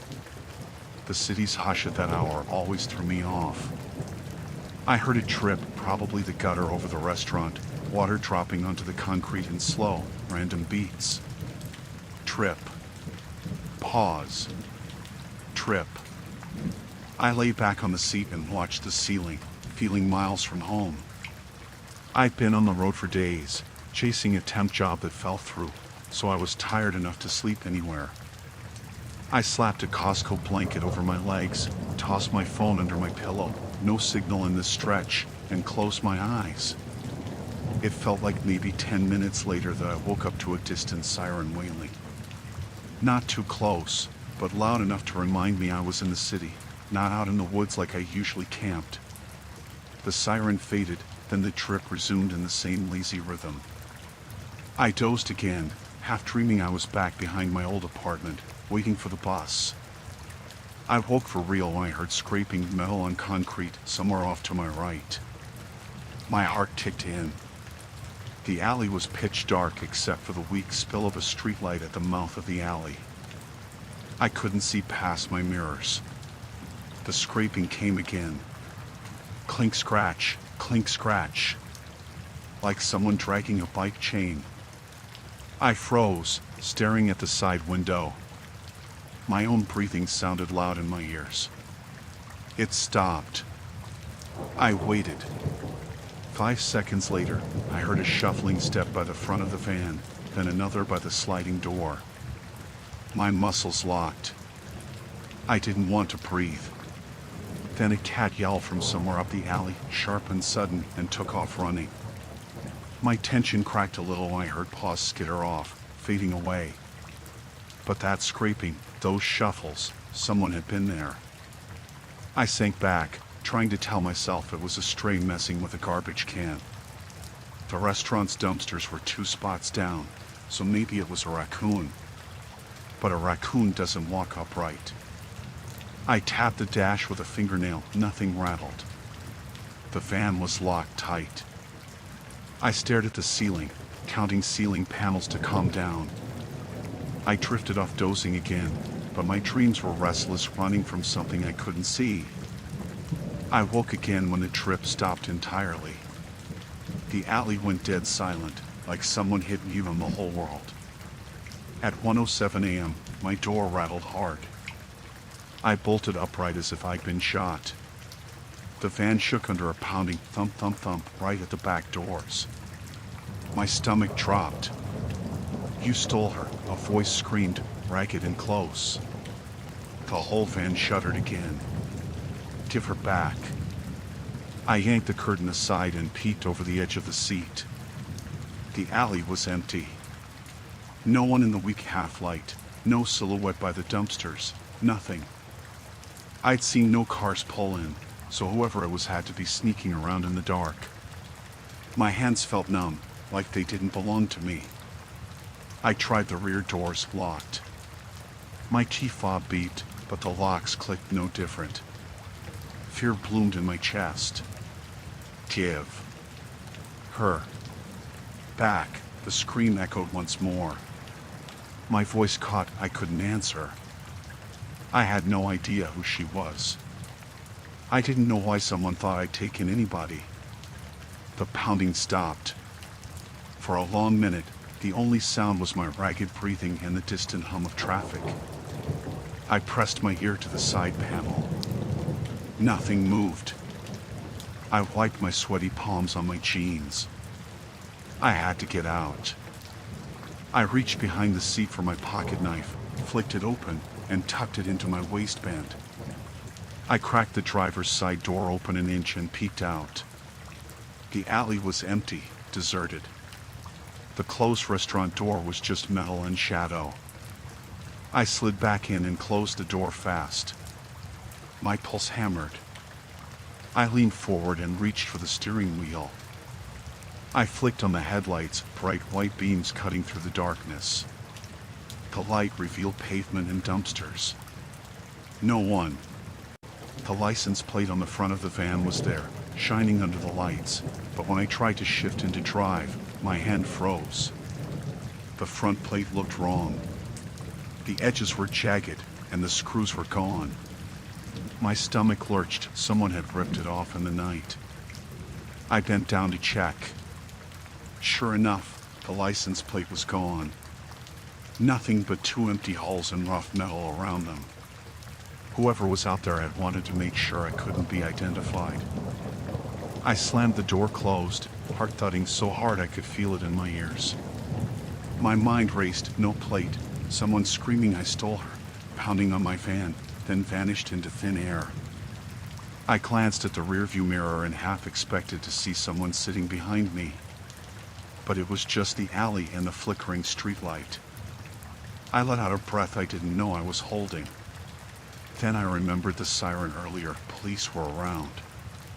If I drove off right now without a plate, I'd get stopped, questions asked.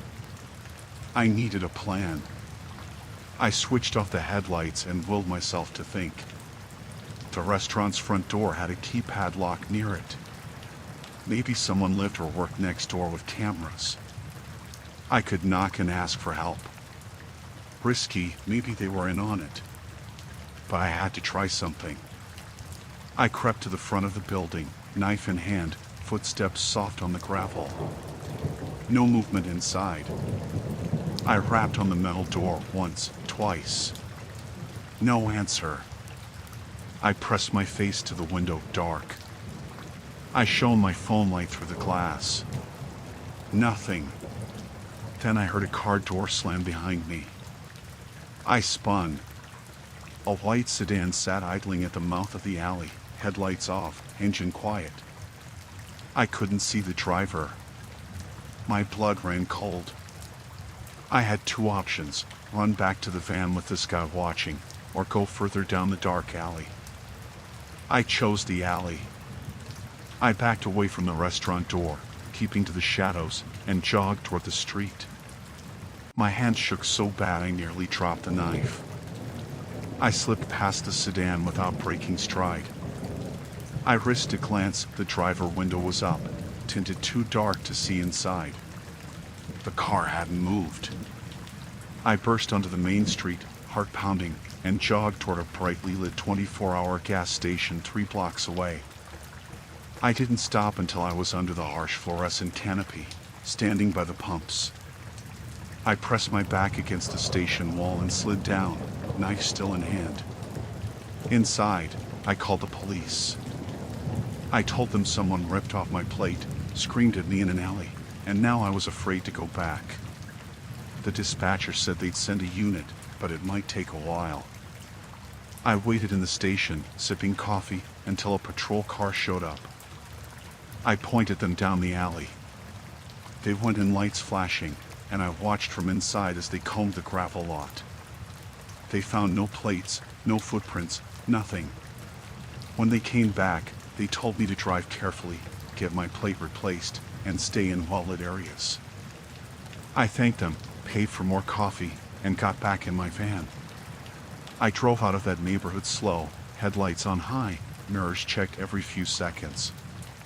I didn't see the white sedan again. I haven't parked anywhere without lights or people since. And I always check my door handles and plates before I close my eyes at night.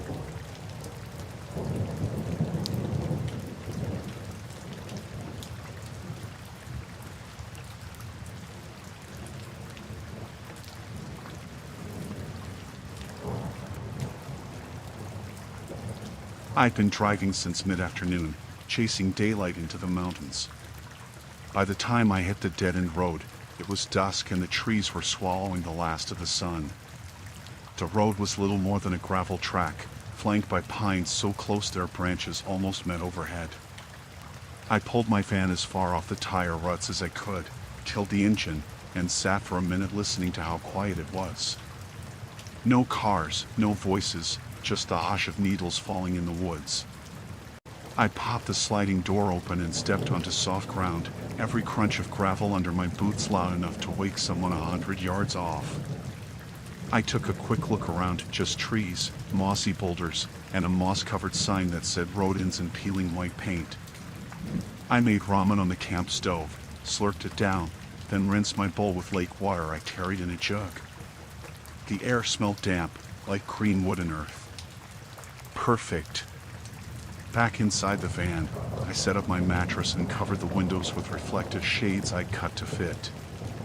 I left a vent crack just enough to hear outside and keep from cooking in my own breath. My phone had 1 bar but no data, so I figured I'd just unplug for the night. I lay down with my boots on my pillow and passed out to the drone of the fan. I jolted awake to a scratching noise. It was faint at first, like claws on wood. I thought maybe it was my imagination, but it repeated, scratch, scratch, scratch. I froze, then realized it was coming from above. The roof of the van. I held my breath, listening to the tin hiss as the noise moved slowly from the front toward the back. My heart ticked up, but I didn't dare move. It stopped right over my head. A moment later, the single ceiling light flickered on just a loose bulb in a plain fixture, and the fan spun faster. The fan creaked as the metal cooled. I stared into the dark corner of the ceiling, waiting for anything, but nothing moved. Then the fan cut out and everything went silent again. I lay still, eyes stuck open. After a long minute, I shook my head and clicked the light off. Maybe a raccoon had climbed on the roof and wandered off. Could happen. I tried to calm down, counted to 100, then drifted back towards sleep. I woke again to distant voices. They were so low I could have sworn I imagined them, two people talking softly, like they were arguing about something they didn't want me to hear. I pressed my ear to the wall. The voices came from outside, somewhere near the front of the van, but muffled. One voice sounded hesitant. The other was low and steady. Then I heard footsteps, two pairs of boots crunching on gravel. They came close to the driver's side window, stopped, and after a few seconds went on, circling to the back of the van. I wanted to scream, but my throat seized up. I sat up so fast I whacked my head on the ceiling. The voices and footsteps cut out at once. Absolute silence. I waited for what felt like an hour, but it was probably just a few minutes. I didn't dare peek outside. Eventually, I lay back, trembling. I kept thinking about those voices. Who were they? Why were they talking so quietly? I pressed my hand flat against the window, felt the cold glass under my palm. When dawn light finally crept in around the shades, I stretched and sat up. I figured I'd just been spooked, but I had to see what was out there. I unzipped the sliding door slowly, cracking it open an inch. The only sound was a bird calling somewhere in the trees. No people. No cars. The gravel was undisturbed except for my own tire tracks. I climbed into the front seat, rubbing my ribs where I'd hit the ceiling earlier. I cracked the windshield shade enough to look out. The road ahead was empty. Gravel, pines, and that mossy rodent sign half hidden in brambles. I thought about driving out right then, but I didn't want to spook whatever or whoever had been here. If they were still around, I'd rather slip away before they saw me. I killed the engine again and stretched, trying to shake off the tension. That's when I noticed it. Right up against my front bumper, no more than 3 inches, was another van. Same size as mine, white, older model. The passenger side mirror almost touched my grill. I yanked back from the shade and stared. That van hadn't been there when I pulled in. I was positive. No other vehicles for miles. I jumped out, heart pounding so loud I could hear it in my ears. The air was cool and smelled of pine. I circled the 2 vans, peeking between them. The other van's windows were covered with filthy curtains, and the doors were locked. No lights on inside. No engine noise. No one in sight. My legs shook. I backed up to the driver's door of my van and let the door slam shut behind me, hoping the noise would scare whoever might be inside. Nothing. Just 2 vans parked nose to nose in a dead-end road. I fumbled for my keys and unlocked my doors. I climbed in and locked them again, then started the engine. The dashboard glowed, and my fan whirred back to life. I sat there for a long moment, gripping the wheel, staring at the other van's dark windshield. Then I flicked my headlights on high. The beams reached into the forest, but the only thing they lit was more trees. No sign of the other van moving. I tried the horn, 3 short beeps, and the echo ran down the dirt track. No reaction. My mind raced. Was this some kind of trap? Had someone followed me out here? If they were hiding behind the trees, they could jump out the moment I drove forward. I thought about curling up in the back and waiting until nightfall to slip away, but I couldn't stand being trapped. The only way out was to drive forward, straight into the front of that van. I took a deep breath, shifted into drive, and tapped the gas. The 2 vans bumped together, metal grinding gently, and my heart leaped. But the other van stayed still. My wheels lurched over the gravel as I pushed, and finally I heard the bolt-action click of its parking brake releasing. The other van rolled forward, sputtering an old diesel cough, and I let my foot off the brake just enough to keep contact. I steered gently, sliding past it by a few inches before I cleared the bumper. My headlights swung past, and I saw the driver's door open quickly. No one stepped out, but then the door shut again. I kept moving, putting distance between us, until the dead-end sign was behind me. When I hit the main road, I floored it. The trees flew by in a blur, and I didn't stop until I hit a gas station 30 miles away, under bright lights and near other cars. I killed the engine there, hands shaking so badly I could barely find the keys. I sat for a long time, listening to traffic and the humming pumps, just to remind myself I was safe. I never figured out who parked that van behind me, or why they blocked me in. Whoever it was didn't chase me down the road, just disappeared into the woods when I moved. After that, I slept only in places where someone else could see me. I never went back to that dead-end road. And I always check my mirrors, my windows, and my surroundings before I close my eyes.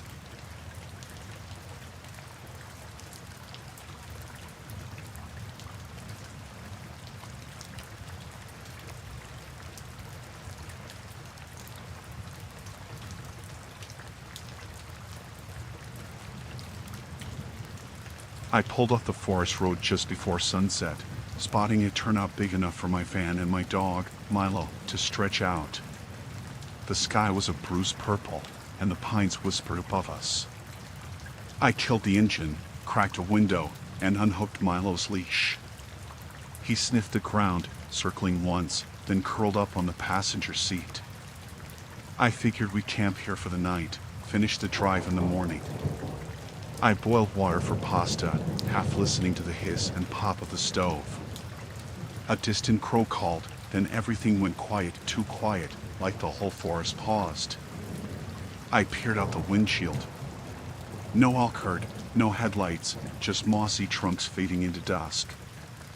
I shrugged at myself for worrying, ate my noodles, and rinsed the pot in the vented water tub I keep by the door. After I crawled into the back, Milo jumped up beside me, tail thumping once.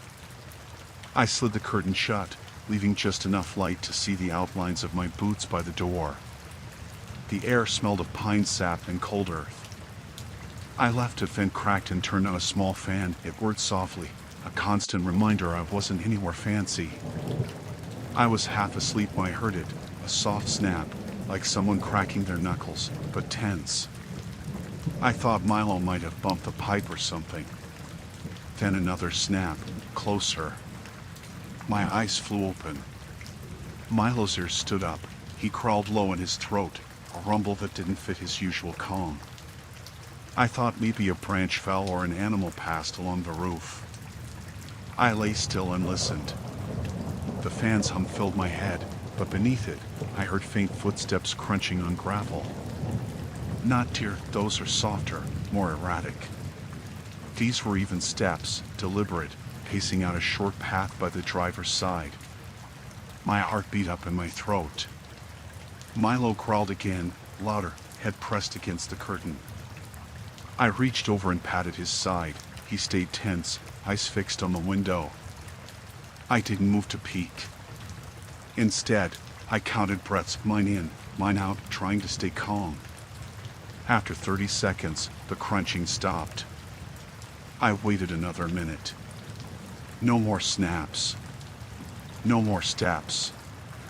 I closed my eyes, telling myself it was nothing. Maybe an early hunter checking the turnout, or a ranger on foot. But the forest noise never came back. No wind in the pines, no cricket calls, nothing. Just the fan and Milo's ragged breathing. I drifted off, half listening for sounds. In dreams, I pictured a man in camo leaning against my door. I jolted awake sometime later to a whisper of leather on metal. My heart slammed. Milo lunged forward, hackles up, snarling. I shot upright on the mattress, flashlight in hand without even thinking. I trained the beam at the side door. The curtain quivered. I could just make out a figure in full hunting gear, camouflage jacket, orange vest, face paint smudged. He stood with one hand braced on the van, the other holding a light. The beam jumped as if he shook, flickering across the curtain. My throat tightened. The man didn't move. He didn't speak. He just kept the light on the peephole right where I peeked through in case of bears. Behind the curtain, I felt Milo press against me, growling low. I flicked off my flashlight. The inside went black. My chest pounded. From outside, the light on the peephole stayed for a few seconds, then moved up to the window behind my head. A faint thump against the metal, like a fist tapping. Tap. Pause. Tap. Tap. Milo barked once, loud and full of panic. I grabbed my phone, no service, but the flashlight would work. I clicked it on, expecting to see his face through the curtain. Instead, I saw empty woods. No man. No beam. Nothing. I sank back against the mattress, breathing hard. The phone light was brighter, but the forest fell back into shadow.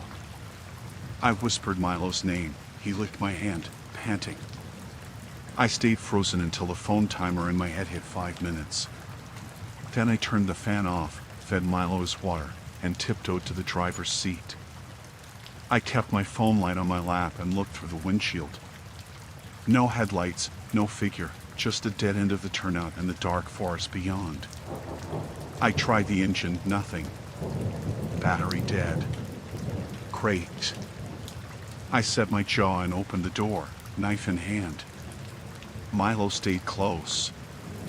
I stepped onto the gravel and scanned left and right. The only sound was a branch creaking overhead. I slipped around the front, using the van's body as cover, until I could see the main road. No one in sight. I jogged toward the asphalt and didn't look back until I hit the 2-lane highway. Then I moved faster, until I saw lights of a convenience store a quarter-mile ahead. I didn't think the man followed. I didn't dare think about that. I slipped inside, set the knife under my jacket, and bought water and a beef stick. The clerk gave me a weird look when Milo padded beside me, but I paid and stepped back into the night with lights glaring from behind me. When I got back on the highway, I kept waving at passing cars until one slowed. A woman in a pickup asked if I was okay. I told her I was lost, my battery died. Could she give me a ride to the nearest town? She nodded, got out, and I helped lift Milo into the cab. I tossed my pack in the bed and climbed in, closing the door hard. We drove off. I kept looking out the rear window at the turnout, expecting to see a torch or a silhouette, but there was nothing. Just trees, silent and still. I slept at a motel that night, doors locked, lights on, Milo on the bed beside me. I checked the mirror over and over, waited until daylight. In the morning, we hit the road and didn't stop again until I was back home. I never went back to that forest. And every night now, when Milo's snoring next to me, I double-check my locks, my windows, and the peephole even though I moved 1,000 miles away.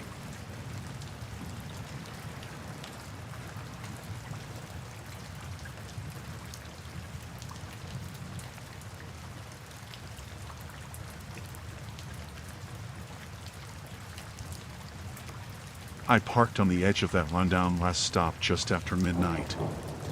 No lights except the ones on the building, and those flickered every few seconds.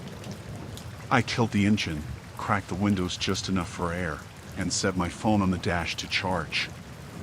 I wasn't tired enough to sleep right away, so I scrolled through news until my eyes stung. Then I plugged the phone in and lay back, thinking I'd drift off soon. I woke to my phone buzzing like crazy, vibrate mode going nuts. I sat up and saw a stream of airdrop requests from a device named Behind You. I stared at it for a full minute before I swiped them away. Weird, sure, but I didn't know anyone around here, so I figured someone was messing with me, trying to get a reaction. I hit decline on each one, and the buzzing finally stopped. I lay back down, but my heart was still racing. Outside, the rest stop was silent except for the hum of the vending machine through the thin van walls. I heard nothing else, no cars pulling in, no footsteps on gravel. After a while I drifted towards sleep. A few hours later, sunlight slid across my face. I woke to the smell of damp grass and that buzz in my pocket, another airdrop request. Behind you again. I yanked the phone out and shut the screen off fast. When I looked up, my windshield was hazy with dew, but someone had wiped letters across it. Look up. My throat felt dry. I leaned forward, hands on the steering wheel, and peered out. The lot was empty. No cars. No one walking by. Just the old rest stop building, 2 vending machines, a broken payphone on its side. I unlocked the doors but didn't open them. I pressed my forehead against the wheel, trying to steady my breathing. I remembered the buzzing. My phone showed no missed airdrop now, just battery charging. I tapped the screen. No notifications. Whoever tried to send me something must have done it and disconnected before it landed.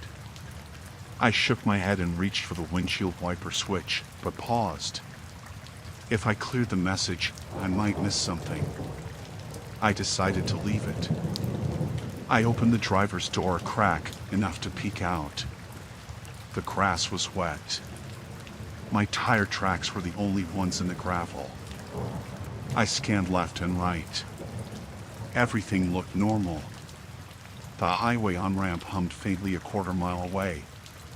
But no one was out here. Back inside, I sat up straight and tried to recall any odd sounds before the phone buzz. I remembered tapping, like someone rapping on the metal roof. Not loud, just a soft stutter that woke me the first time. Then, when I thought it was an animal, I heard it again closer to the sliding door. I froze and didn't move until I fell back asleep. Now I realized I'd never really checked. I slipped out, flashlight in hand, and walked around the van. Nothing. No footprints in the grass. It was muddy, so prints would have shown. No empty beer cans, no cigarette butts. No sign anyone had been here. When I got back in, my phone buzzed a third time. I snapped upright before it even lit up. Another airdrop from behind you, and a tiny preview showed it was a single image. I tapped accept by mistake, my hands were shaking, and quickly hit cancel when I saw it. No photo appeared. The screen just blinked and the notification vanished. My pulse jumped. I swore under my breath and checked the clock. 6:17 a.m. too early for people around here, but sunrise was still half an hour off. I sat back, debating what to do. I glanced at that message on the do again. Look up. It felt like a dare. I turned my head slowly toward the back of the van. Through the small awning window I could see nothing but thick pines. I felt silly, almost. Who cared who was behind me? I reached over and pressed the vent fan off so I could listen better. I closed my eyes and held still. No wind in the trees. No birds. Just a soft click like a camera shutter, so faint I almost missed it. I snapped my head back to the window and shined the flashlight beam straight up.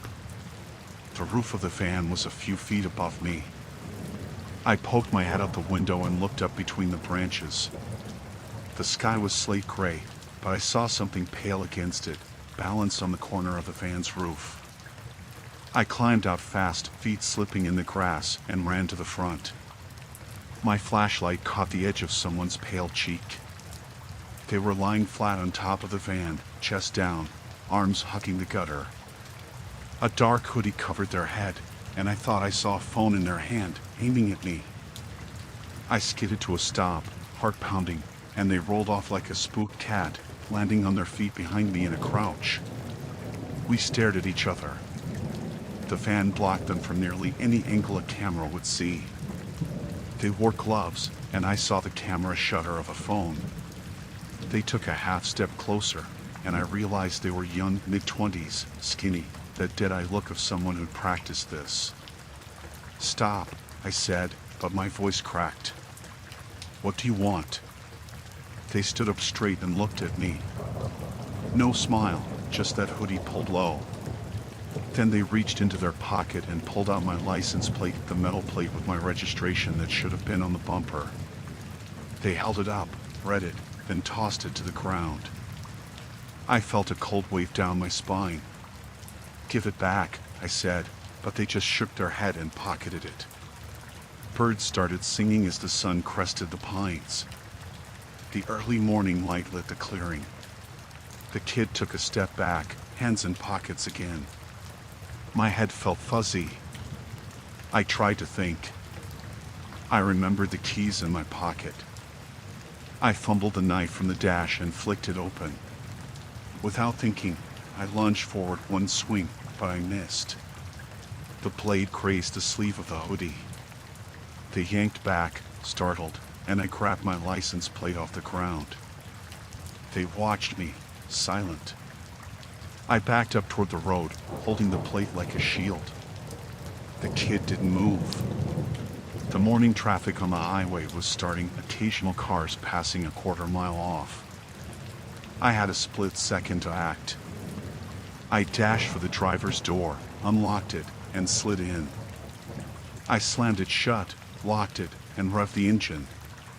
The kid pounded on the side window once, flat hand, no nails, then turned and vanished into the trees. I floored it onto the highway. My tires sprayed gravel as I merged onto asphalt. I didn't look back. When I hit the next town, I pulled into a gas station under bright neon. I called the police, gave them the license plate number and location, and told them about the whole thing. The dispatcher told me someone would check, but they needed me to get somewhere safe. I sat inside the station until I saw a patrol car roll up, then I climbed in and told them everything.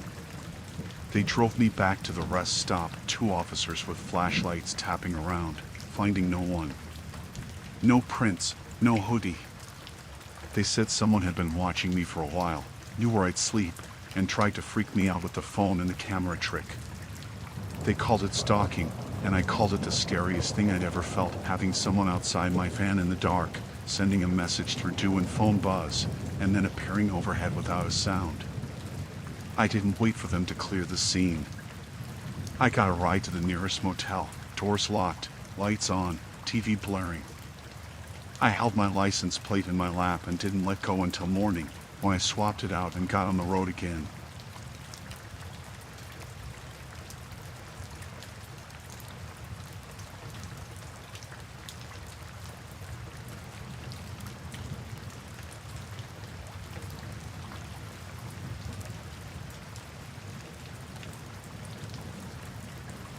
I'd been driving all day and pulled off onto the farmer's field just as the sun dipped behind the trees. There was no sign but tire ruts leading to a wide patch of dirt beside a tall corn line. I figured I'd rest there, no cops, no highway noise, just crickets and the wind through the stalks. I killed the engine, stepped out, and took a deep breath of sweet earth. Milo, my lab mix, circled once and plopped down on the dirt next to the van. I set up the back seat as a bed, blanket, pillow, Milo's old chew toy. My phone had 1 bar and no data, but I didn't care. I'd slept in worse spots. I boiled water on my little stove, ate pad thai right out of the bag, and rinsed the pot in a collapsible bucket. The last glow of daylight lit the corn ahead in gold, and I thought it looked peaceful. I climbed into the back, closed the curtain, and flipped the fan on low. Milo curled up by my feet.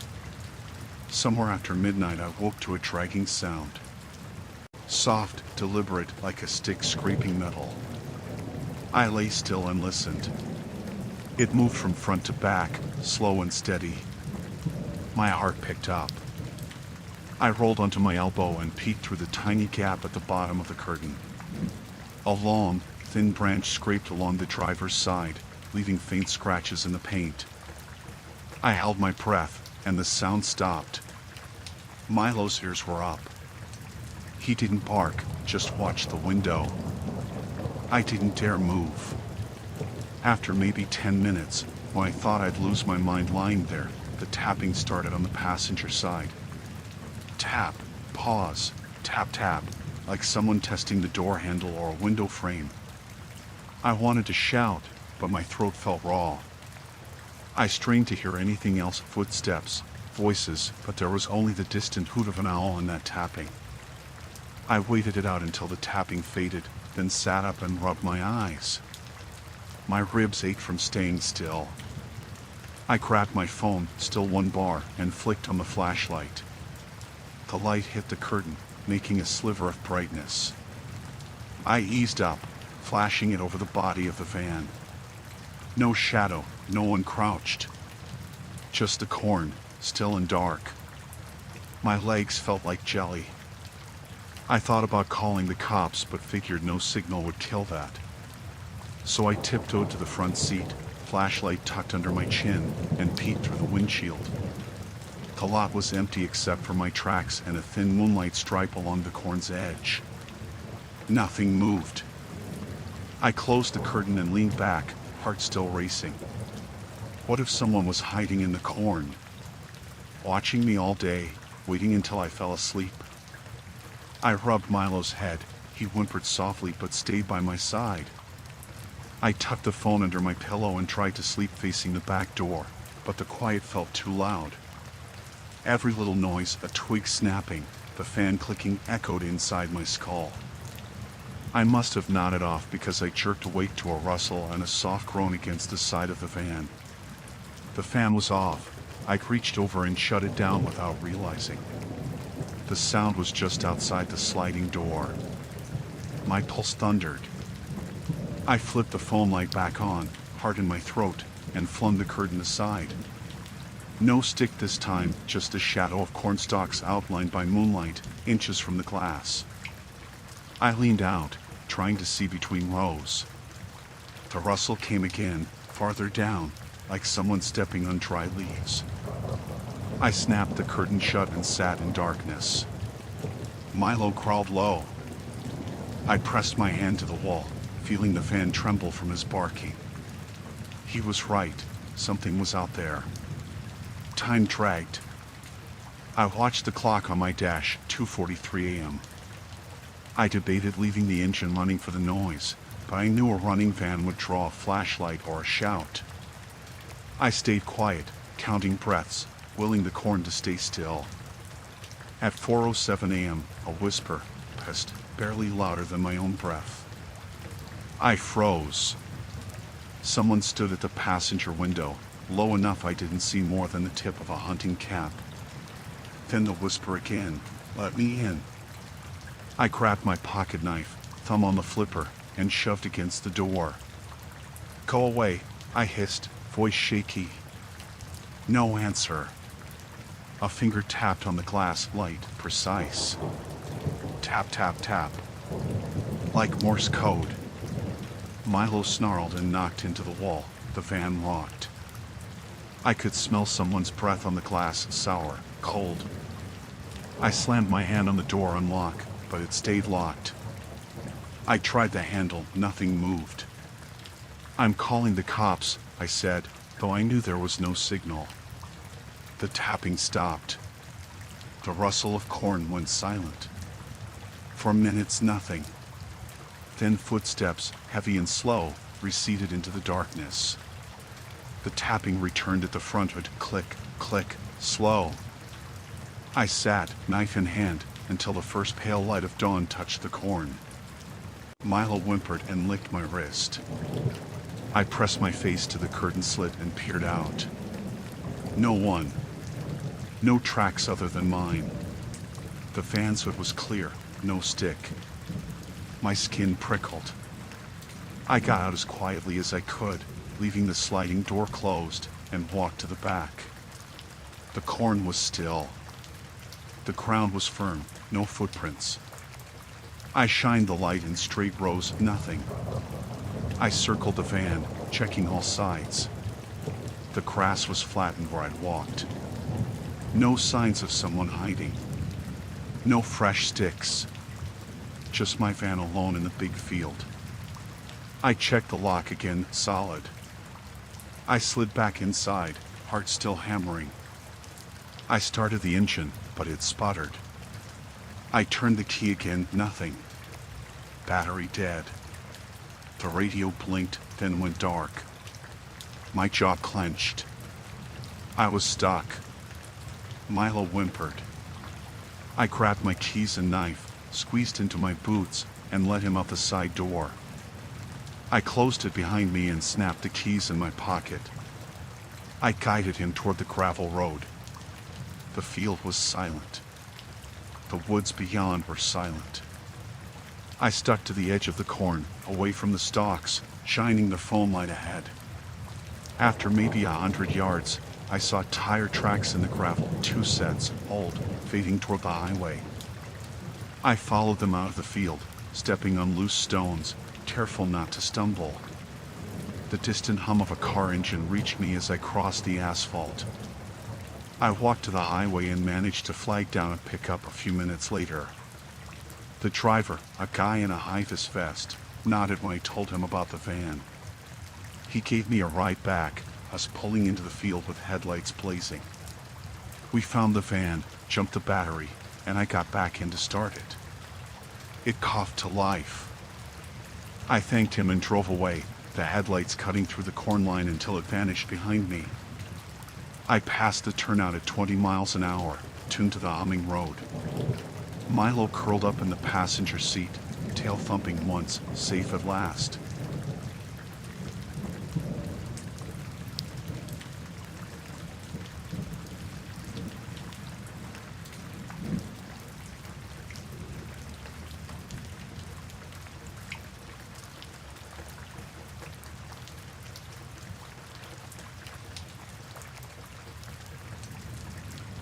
I pulled off the 2-lane road just past sunset, squeezing the van into a patch of gravel behind a row of closed storefronts. The street lights were half dead, and the windows of the shops were dark. I killed the engine, cracked a window for air, and set my phone on the dash to charge. No bars, but at least I'd know what time it was. I'd read about this spot online. Quiet, no patrols after 10. Perfect for stealth camping. I stretched out on the bench seat, feet propped by the sliding door, and dropped into the half-awake, half-dream state. Somewhere behind me, a dog barked once, then nothing for a long time. My phone clock glowed 10:17 p.m.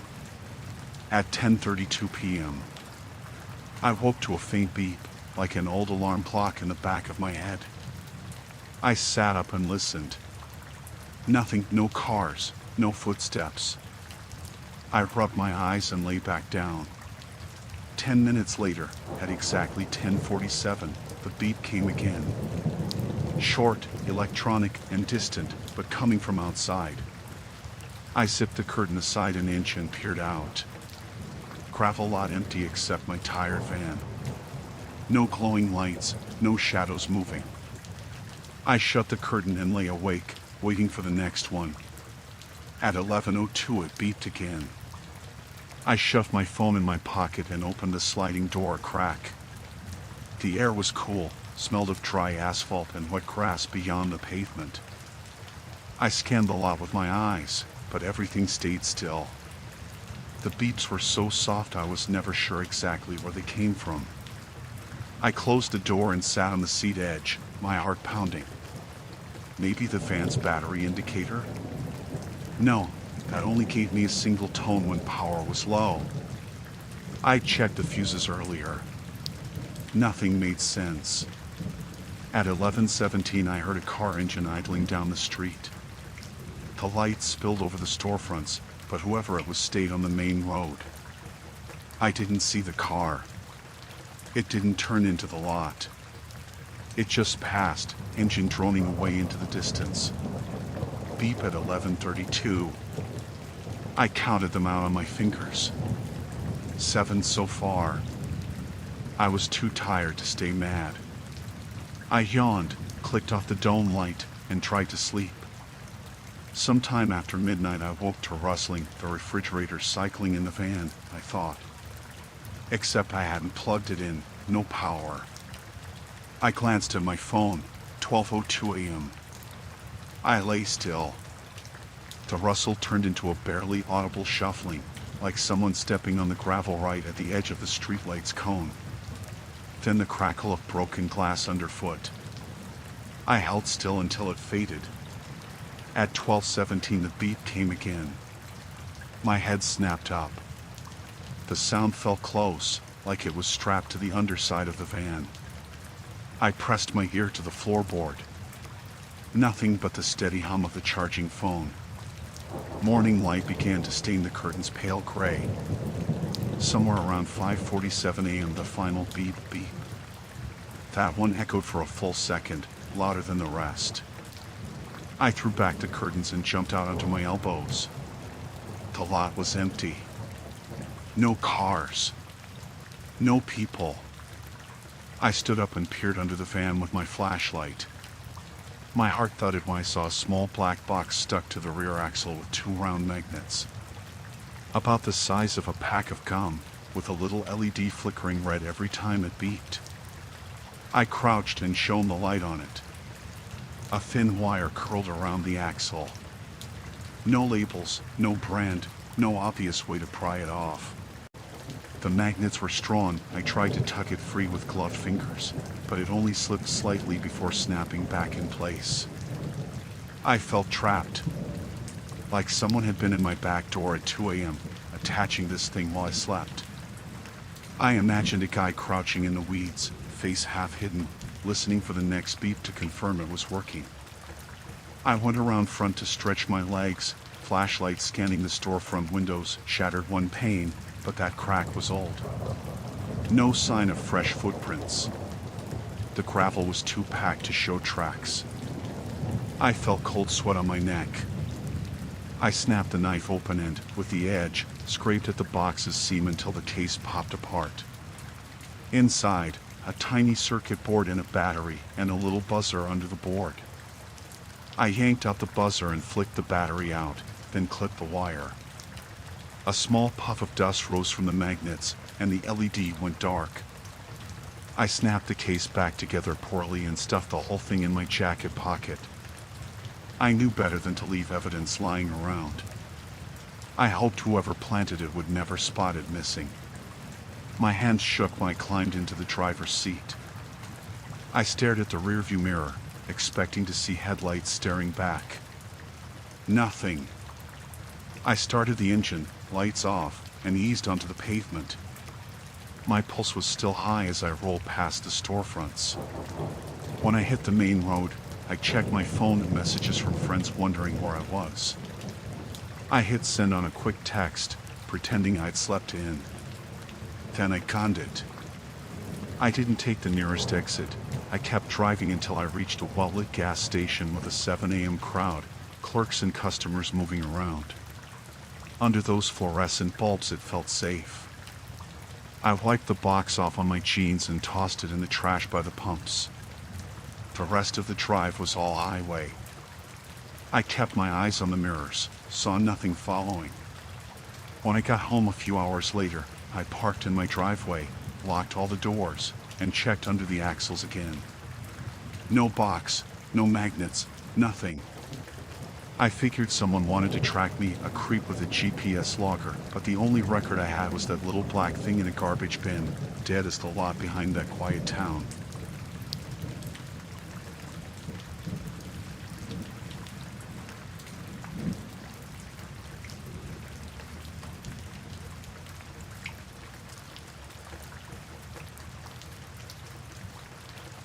It was around midnight, maybe a little later. I was driving back from a weekend at my cousin's place in Vermont. Long drive. I'd been on the road for about 4 hours already, and there was still another hour or so to go. The highway was empty, just long stretches of trees and dark fields. My phone was charging on the dash, and the only sound in the car was the low hum of a podcast I wasn't even really listening to anymore. The first time the I-beams flashed behind me, I didn't think much of it. I figured maybe someone was trying to pass and I hadn't noticed. But when I glanced in the mirror, The car wasn't close enough for that. It was maybe 6 or 7 car lengths behind. Too far back to be asking me to move over. They turned the high beams off again after a second, so I just kept driving. But then it happened again. A few minutes later. Flash, quick, then off. I checked my lights, thinking maybe I had a tail light out or something. Everything looked normal from what I could tell. The car behind me was still hanging back, not tailgating or anything. Just there. Same distance. Not trying to pass. Over the next 20 miles or so, they kept flashing. Not constantly, but enough to make me feel weird. 5 times, maybe 6. No honking, no speeding up. Just random flashes. I tried to ignore it, but it got in my head. I turned off the podcast and rolled the window down a bit to keep myself alert. The air was cold and sharp. I remember thinking it smelled a little like wood leaves and gas, which didn't make sense out in the middle of nowhere. Eventually, I pulled into this old rest area. One of those tiny ones with a single vending machine and a flickering light over the bathrooms. I thought maybe if I stopped for a minute, they'd just keep driving and I could get rid of them. I parked by the machine, got out, stretched my legs. The car pulled in behind me. It parked 2 spots over. I froze for a second, then acted like I hadn't noticed. I walked to the vending machine, grabbed a bottle of water, and tried to stay casual. My hands were shaking a little. The guy in the other car didn't get out. I could see him in the driver's seat, head down like he was messing with his phone or something. After a couple minutes, I got back in my car. I sat there with the engine running, watching my mirrors. Nothing. Just him sitting there. I put the car in drive and slowly pulled out. He didn't move. I waited until I was back on the highway before checking the mirror again. He was behind me. Same distance. Same flashing. That's when I really started getting scared. My chest felt tight, like it was harder to breathe. I kept checking my rear view every few seconds. He was still back there, keeping perfect pace. Whenever I sped up, he did too. Not tailgating, just keeping up. Another 20 minutes went by like that. Then he flashed again, 3 quick bursts this time. I pulled over. I didn't even think about it. I just jerked the wheel onto the shoulder and hit the brakes hard. Gravel kicked up under the tires. The car behind me slowed and pulled up beside me, stopping just a little ahead. I cracked my window, not all the way, just a couple inches. My heart was pounding. The guy got out and walked over. He looked mid-40s, maybe older. Heavy jacket, ball cap, kind of rough looking but not sketchy. He didn't come right up to my window. He stopped a few feet away with his hands up, like he was trying to show me he wasn't a threat. Then he said, "I'm sorry if I scared you, but someone just crawled out of your trunk." I didn't say anything. I just stared at him. He looked serious. Not panicked, not dramatic. Just very direct. I saw the trunk bounce about 10 minutes ago. A few minutes later, I saw a hand reach up and close it. Then nothing. But just now, it opened again, someone rolled out and ran into the woods. I was frozen. I didn't know what to say. He kept talking, quiet and calm. I thought maybe you knew them at first, but then they ducked and ran when the lights hit. I figured you had no idea. That's why I flashed. I opened the door and stepped out slowly. My legs felt weird, like I'd been sitting too long, but I hadn't. We walked to the back of my car together. The trunk was closed. I unlocked it and lifted it open. Empty. Totally empty. No sign of anything weird, Nothing disturbed. Just the spare tire and the little roadside kit I keep back there. The guy scratched the back of his neck. They must have jumped when we hit that last bend. There was a spot where the trees came up real close. He offered to call the cops, but I told him I would. I didn't want to follow him or have him follow me. Even if he was telling the truth, which, honestly, I believed him, I still didn't want to be around anyone right then. He nodded, got in his car, and pulled off down the road. I sat there for a bit, watching the woods. Didn't see anything. When I finally got home, after checking the back seat a dozen times along the way, I took the car into a garage the next morning. I asked them to check the trunk lock, see if anything was off. They said everything looked fine. Nothing forced, nothing broken. But the weird thing was, there were smudges on the inside of the trunk lid. Like someone had touched it with dirty fingers. For smears, like fingertips. Right near the emergency release handle.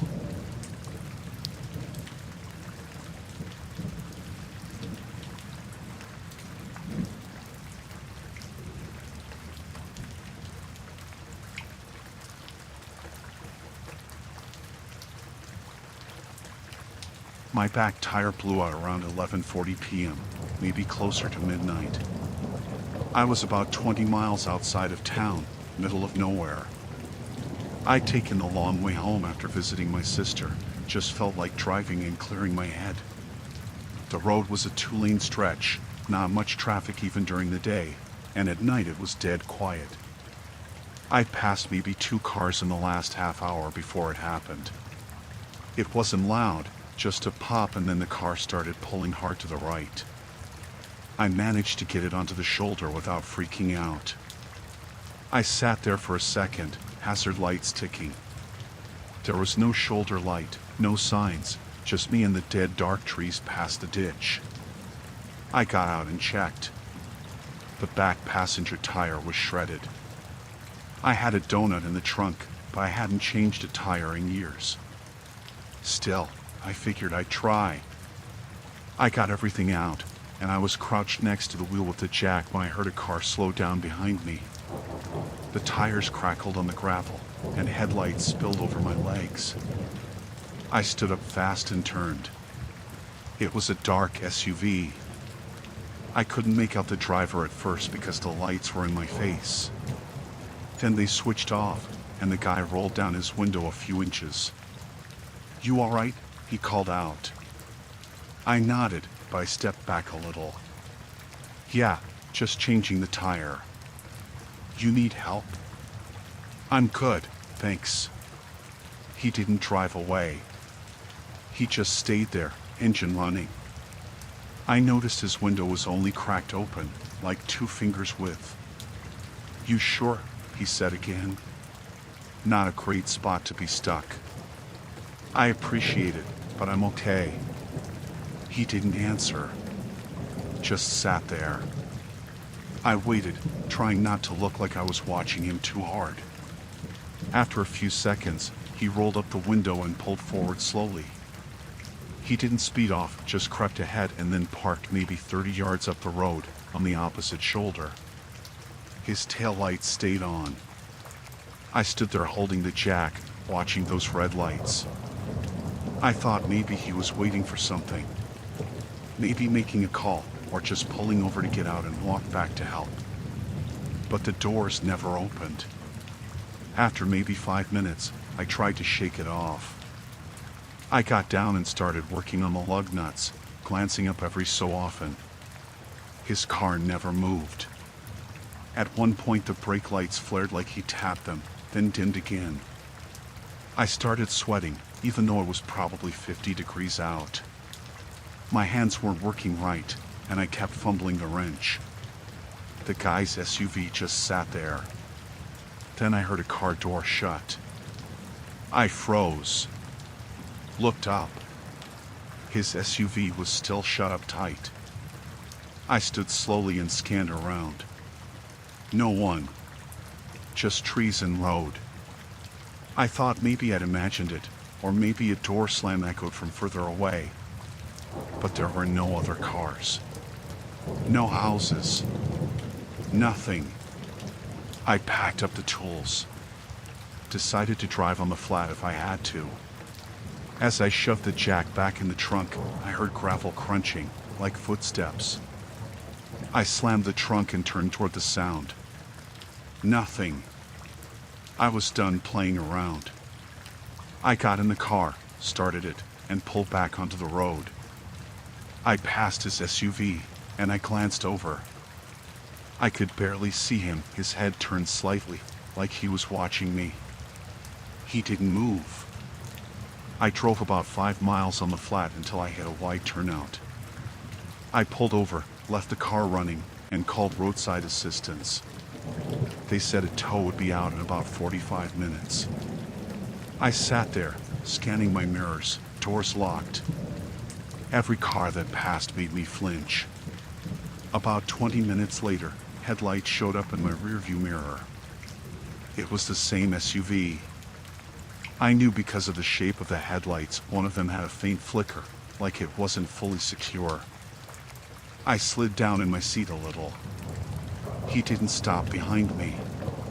He slowed, then pulled off the road about 30 feet ahead this time. Same as before, he just sat there, taillights glowing. No one got out. I called 911. Told them what was happening, gave them my location. They said a deputy was en route and to stay in the car. I kept the line open until I saw another set of headlights coming up behind. The SUV pulled away before the deputy even got close. Didn't speed, didn't swerve. Just pulled back onto the road and vanished into the dark. The deputy was nice enough. He stood by until the tow guy came.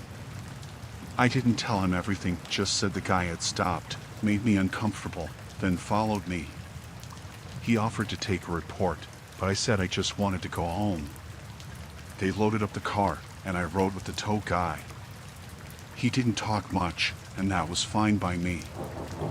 I thought that was the end of it. But 3 days later, I found something in my mailbox. No envelope, just a folded piece of paper. It said, "Next time, just get in the car."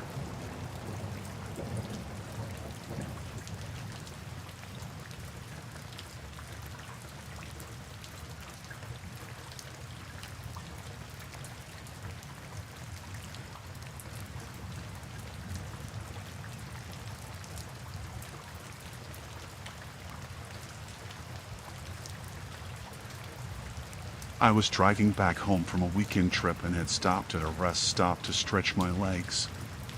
It was around midnight, and the place was practically empty. One of those quiet rest areas where you're just trying to get in and out without seeing anyone. It was dark, but there were a few lights from the bathrooms and the parking lot. I went into the restroom, and it was one of those awkwardly quiet ones. No music, no sounds, just the hum of the lights above me and the sound of my own footsteps echoing off the tile. I didn't take long, just washed my hands and checked my reflection in the mirror. You know, the usual. I was ready to get back on the road, so I walked out of the bathroom and made my way to the car. It was parked not far from the entrance, about halfway down the lot. I remember thinking how empty it was, how quiet everything felt. I was the only one at the far end, with just a couple of trucks parked at the other end. I didn't think anything of it. When I got to where I thought I'd parked, I froze. My car wasn't there. I stood there for a second, staring at the empty space. Maybe I was tired or just not thinking straight, but I figured I must have parked somewhere else, so I walked up and down the rows, scanning every spot. It wasn't like I was looking for a particular car. I knew it was mine because of the rust spot on the front bumper. But it wasn't there. I checked the lot again. No car. It was getting colder, and I could feel myself starting to panic, but I tried to stay calm. I had just seen the car. I was certain it was parked there.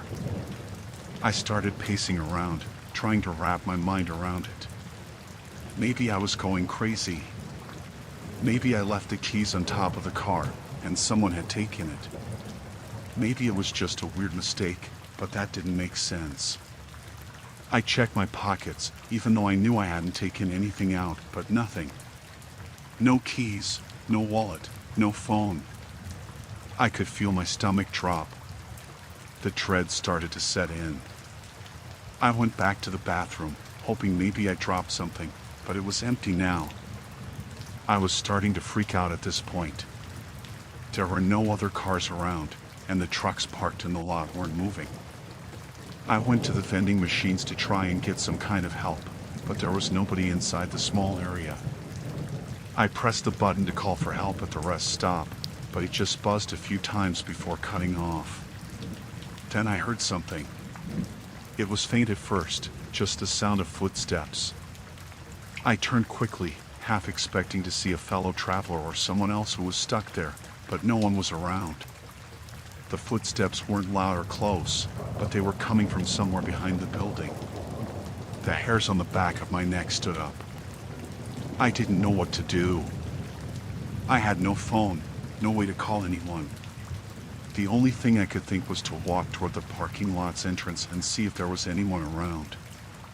As I made my way out, I noticed a man standing by one of the truck cabs. He didn't look out of place, but something about his stance made me uneasy. He was just standing there, staring at the lot, not moving, not doing anything. I took a few steps closer, but when I did, he turned and started walking toward the far side of the lot, away from the road. I thought about going back to the bathroom and just sitting there, waiting for the panic to pass, but I couldn't shake the feeling that something was wrong. The man's gaze had lingered on me for too long, and I couldn't figure out why he was there. Why had he been standing so still?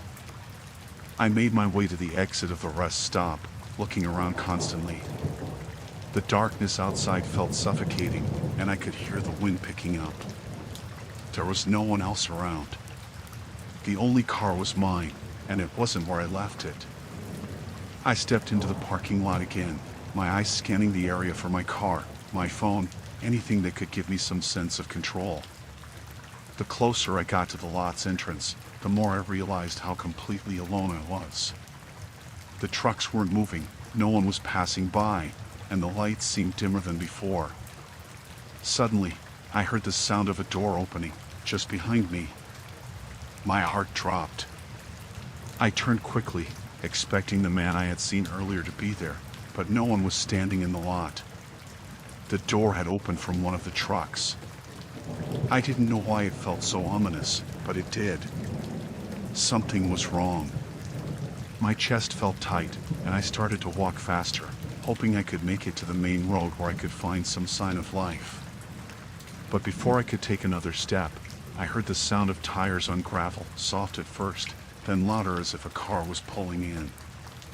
I didn't even have to look to know that it was mine.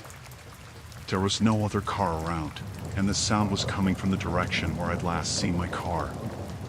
I turned to look. A sedan had pulled up to the edge of the lot, close to where my car had been. There was no one in the driver's seat, and the car's lights were off. But the windows were rolled down. I couldn't move. The sight of that empty car, parked exactly where my car should have been, made everything inside of me freeze. I don't know how long I stood there, but eventually, a figure stepped out from behind the car. It was a man. He didn't say anything. He just walked toward me, his steps measured and slow. I could see his face now, lit by the dim light coming from the restroom. His eyes were locked on me. I didn't know what to do. My legs were heavy, like they were cemented to the ground. "Are you all right?" he asked, his voice low but not particularly menacing. I didn't answer at first. What could I say? I was terrified, and I had no idea where my car or my stuff was. Everything felt wrong. "Do you need a ride somewhere?" he asked again, stepping closer, but still not in a way that felt threatening.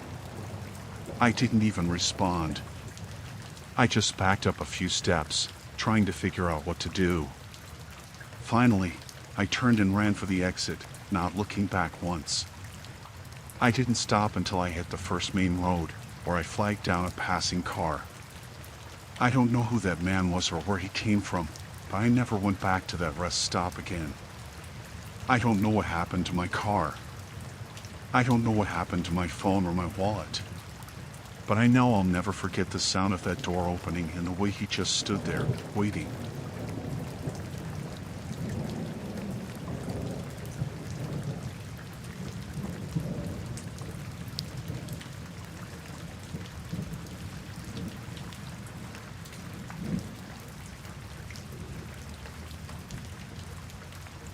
I started running at 11:06. I remember that because I glanced at my watch before I left the house. It had been raining earlier, but the clouds cleared up and left everything damp and shining under the streetlights. I like running that late, less traffic, less noise, just the sound of my shoes and the occasional drip from the trees. There's a loop I do through the neighborhood and out past the golf course, maybe 3 miles total. I don't usually see anyone. Sometimes a dog barking behind a fence, maybe someone's porch light turning on. That night felt normal. A little cooler than usual, but not cold.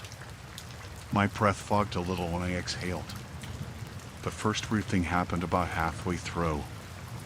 I was coming up the backside of the loop, right where the sidewalk cuts between the chain link fence and that long stretch of hedges behind the condos. No houses face that section, and there aren't any streetlights, just this one motion sensor lamp above a utility box, and even that flickers sometimes. I was in the middle of checking my pace when I looked down and saw the time jump.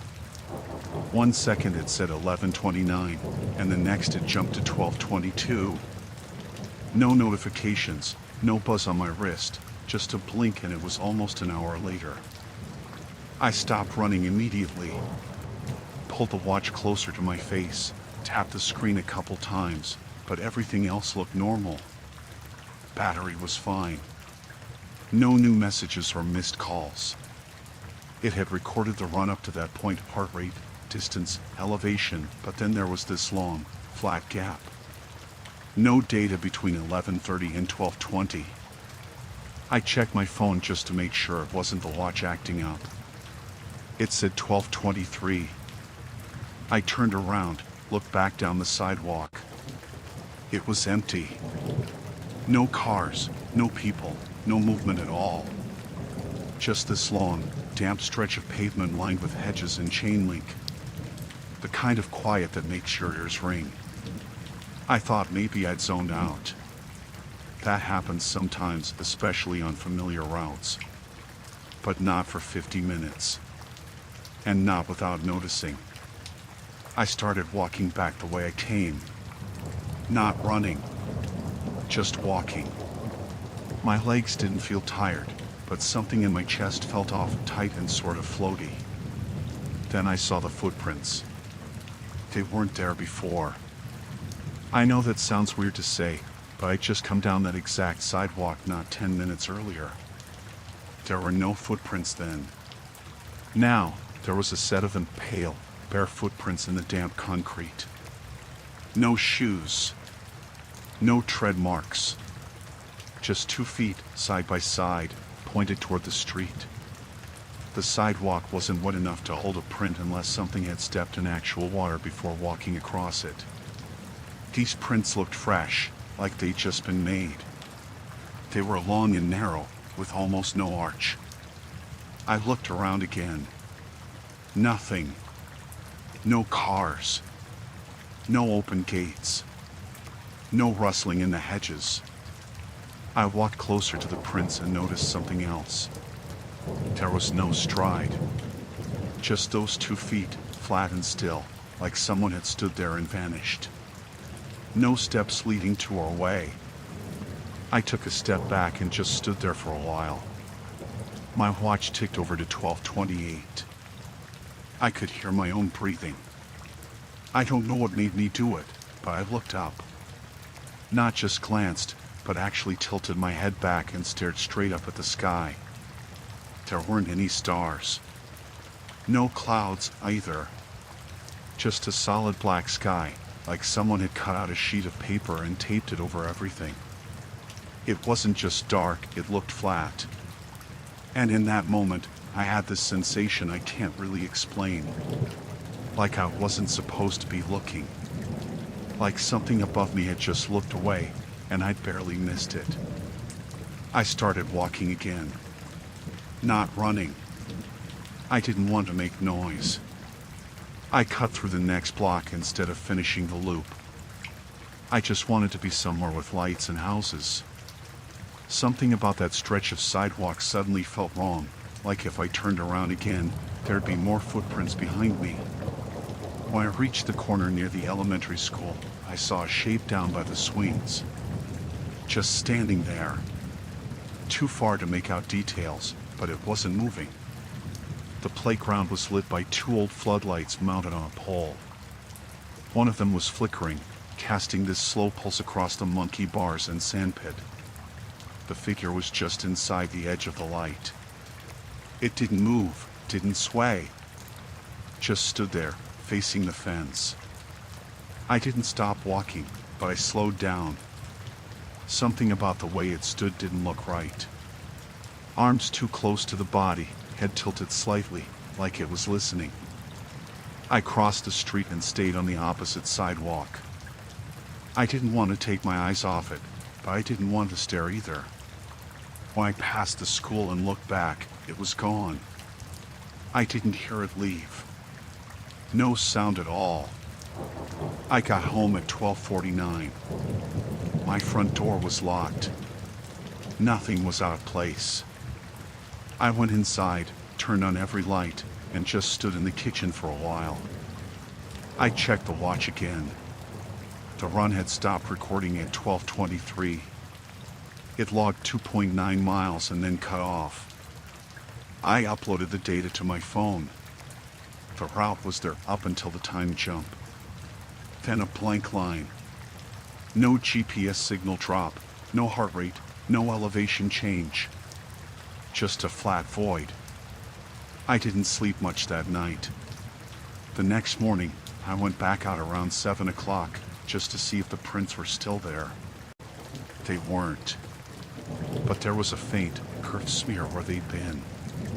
Not footprints, exactly, more like the residue you get after wiping something away with a wet rag. The shape was right, though. That same curve at the edge of the heel. I haven't run that loop since. I still go out, just not past the golf course, and not after midnight. I keep the watch, but I stopped wearing it at night. Every once in a while, I'll glance at it and see the time blink forward a few seconds. Not often. Maybe once a month. The last time it happened, I was in my driveway. Just getting back from work, reaching for the door. Time blinked. 6:41 to 6:42. When I looked up, there was a damp footprint on the concrete behind my car. Bare. Pale. And the sky was perfectly clear.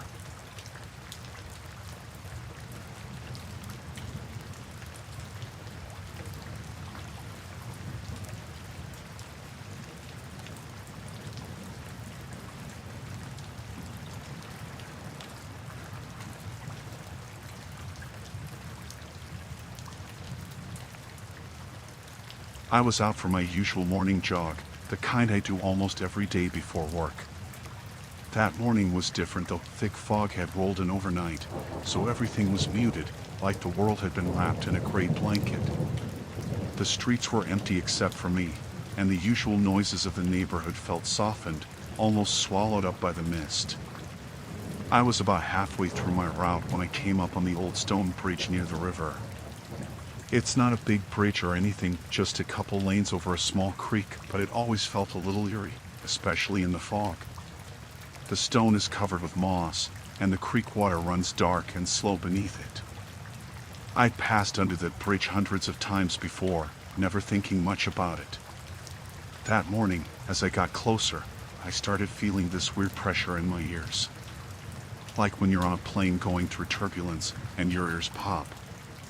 But I was standing still, and it wasn't the usual pinch or discomfort. It was stronger, more intense, and it didn't go away.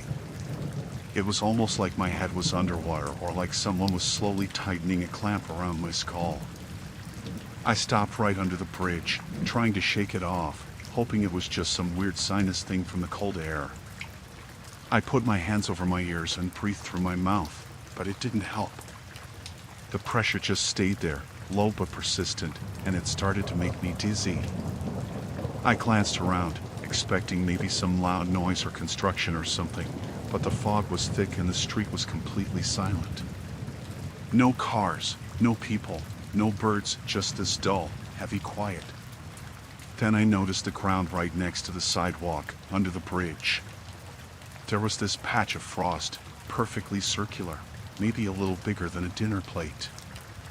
I'm pretty familiar with the area, and I knew for a fact it hadn't been there when I ran past that spot earlier that morning. The air was cold, but not freezing, and the rest of the ground was just damp, no frost anywhere else. This patch looked fresh, like it had just appeared. I stared at it, confused. It was like a perfect white ring on the dark asphalt. No footprints leading to it, no tire marks, nothing. Just this weird, cold circle sitting there alone. I looked back up at the bridge and felt the pressure in my ears spike again. I wanted to move, but my legs felt heavy, almost numb. The fog seemed to close in around me, and the silence grew thicker. I checked my phone to see what time it was. 6:18 a.m. No messages, no missed calls. But the screen flickered for a second, like the brightness was adjusting on its own. Then it went back to normal. I thought maybe I was just imagining things or getting overheated from the jog, so I shook my head and started walking again. The pressure in my ears stayed, though it eased off a bit as I got away from the bridge. About 100 feet down the road, I heard something, a soft tapping sound, like someone drumming their fingers on metal. I stopped and looked around, but the fog swallowed everything. No cars, no people. I called out hello, but my voice sounded muffled, like it was coming from far away. The tapping stopped instantly. I told myself it was probably a branch hitting a street sign or something small like that, and kept moving. Still, the feeling of being watched settled in behind me. I checked over my shoulder a few times, but the fog made it impossible to see much. When I reached the park at the end of my run, things got even stranger. I pulled out my water bottle from my bag and the cap wouldn't budge. I twisted and twisted, but it felt like it was sealed shut tight, almost glued. After a minute of struggling, it popped open, and a sudden cold rush of air came out, like the bottle had somehow been chilled all night, even though I had left it inside my warm apartment. I shrugged it off, trying to focus on finishing my jog. But my phone buzzed again, this time with a text from an unknown number. The message was blank. I checked the screen carefully. No characters, no spaces, nothing. Just a completely empty message. I deleted it, thinking maybe it was a glitch, but then my phone screen flashed black for a second. When it came back on, my battery was suddenly at 20%, even though I had charged it fully the night before. I decided to head home. On the way back, the pressure in my ears came back again, but stronger. It was like being underwater, but also like a really loud noise was trying to push through my skull. I put my hands over my ears and slowed down, but it didn't get better. I passed the bridge again, this time from the other side. The frost patch was gone. I stopped and looked around. The fog felt thinner now, the sun starting to rise and burn it off. But there was something else. On the opposite side of the street, near a clump of trees, I thought I saw a shape, tall, thin, standing perfectly still. It wasn't a person, not really. Too tall, too still. I blinked, and it was gone. I got home and locked the door behind me. I spent the day feeling off, like my head was full of static. My ears kept popping on and off, and every so often I'd catch a glimpse of that circular frost patch in the corner of my eye, but when I turned to look, there was nothing there. I checked my phone again before bed. No messages, no glitches. But I couldn't shake the feeling that something had been there that morning, watching, waiting under that bridge. And I keep wondering what that frost patch was, how it appeared and disappeared without a trace, and why my ears felt like they were about to burst for no reason at all. I haven't gone jogging under that bridge since.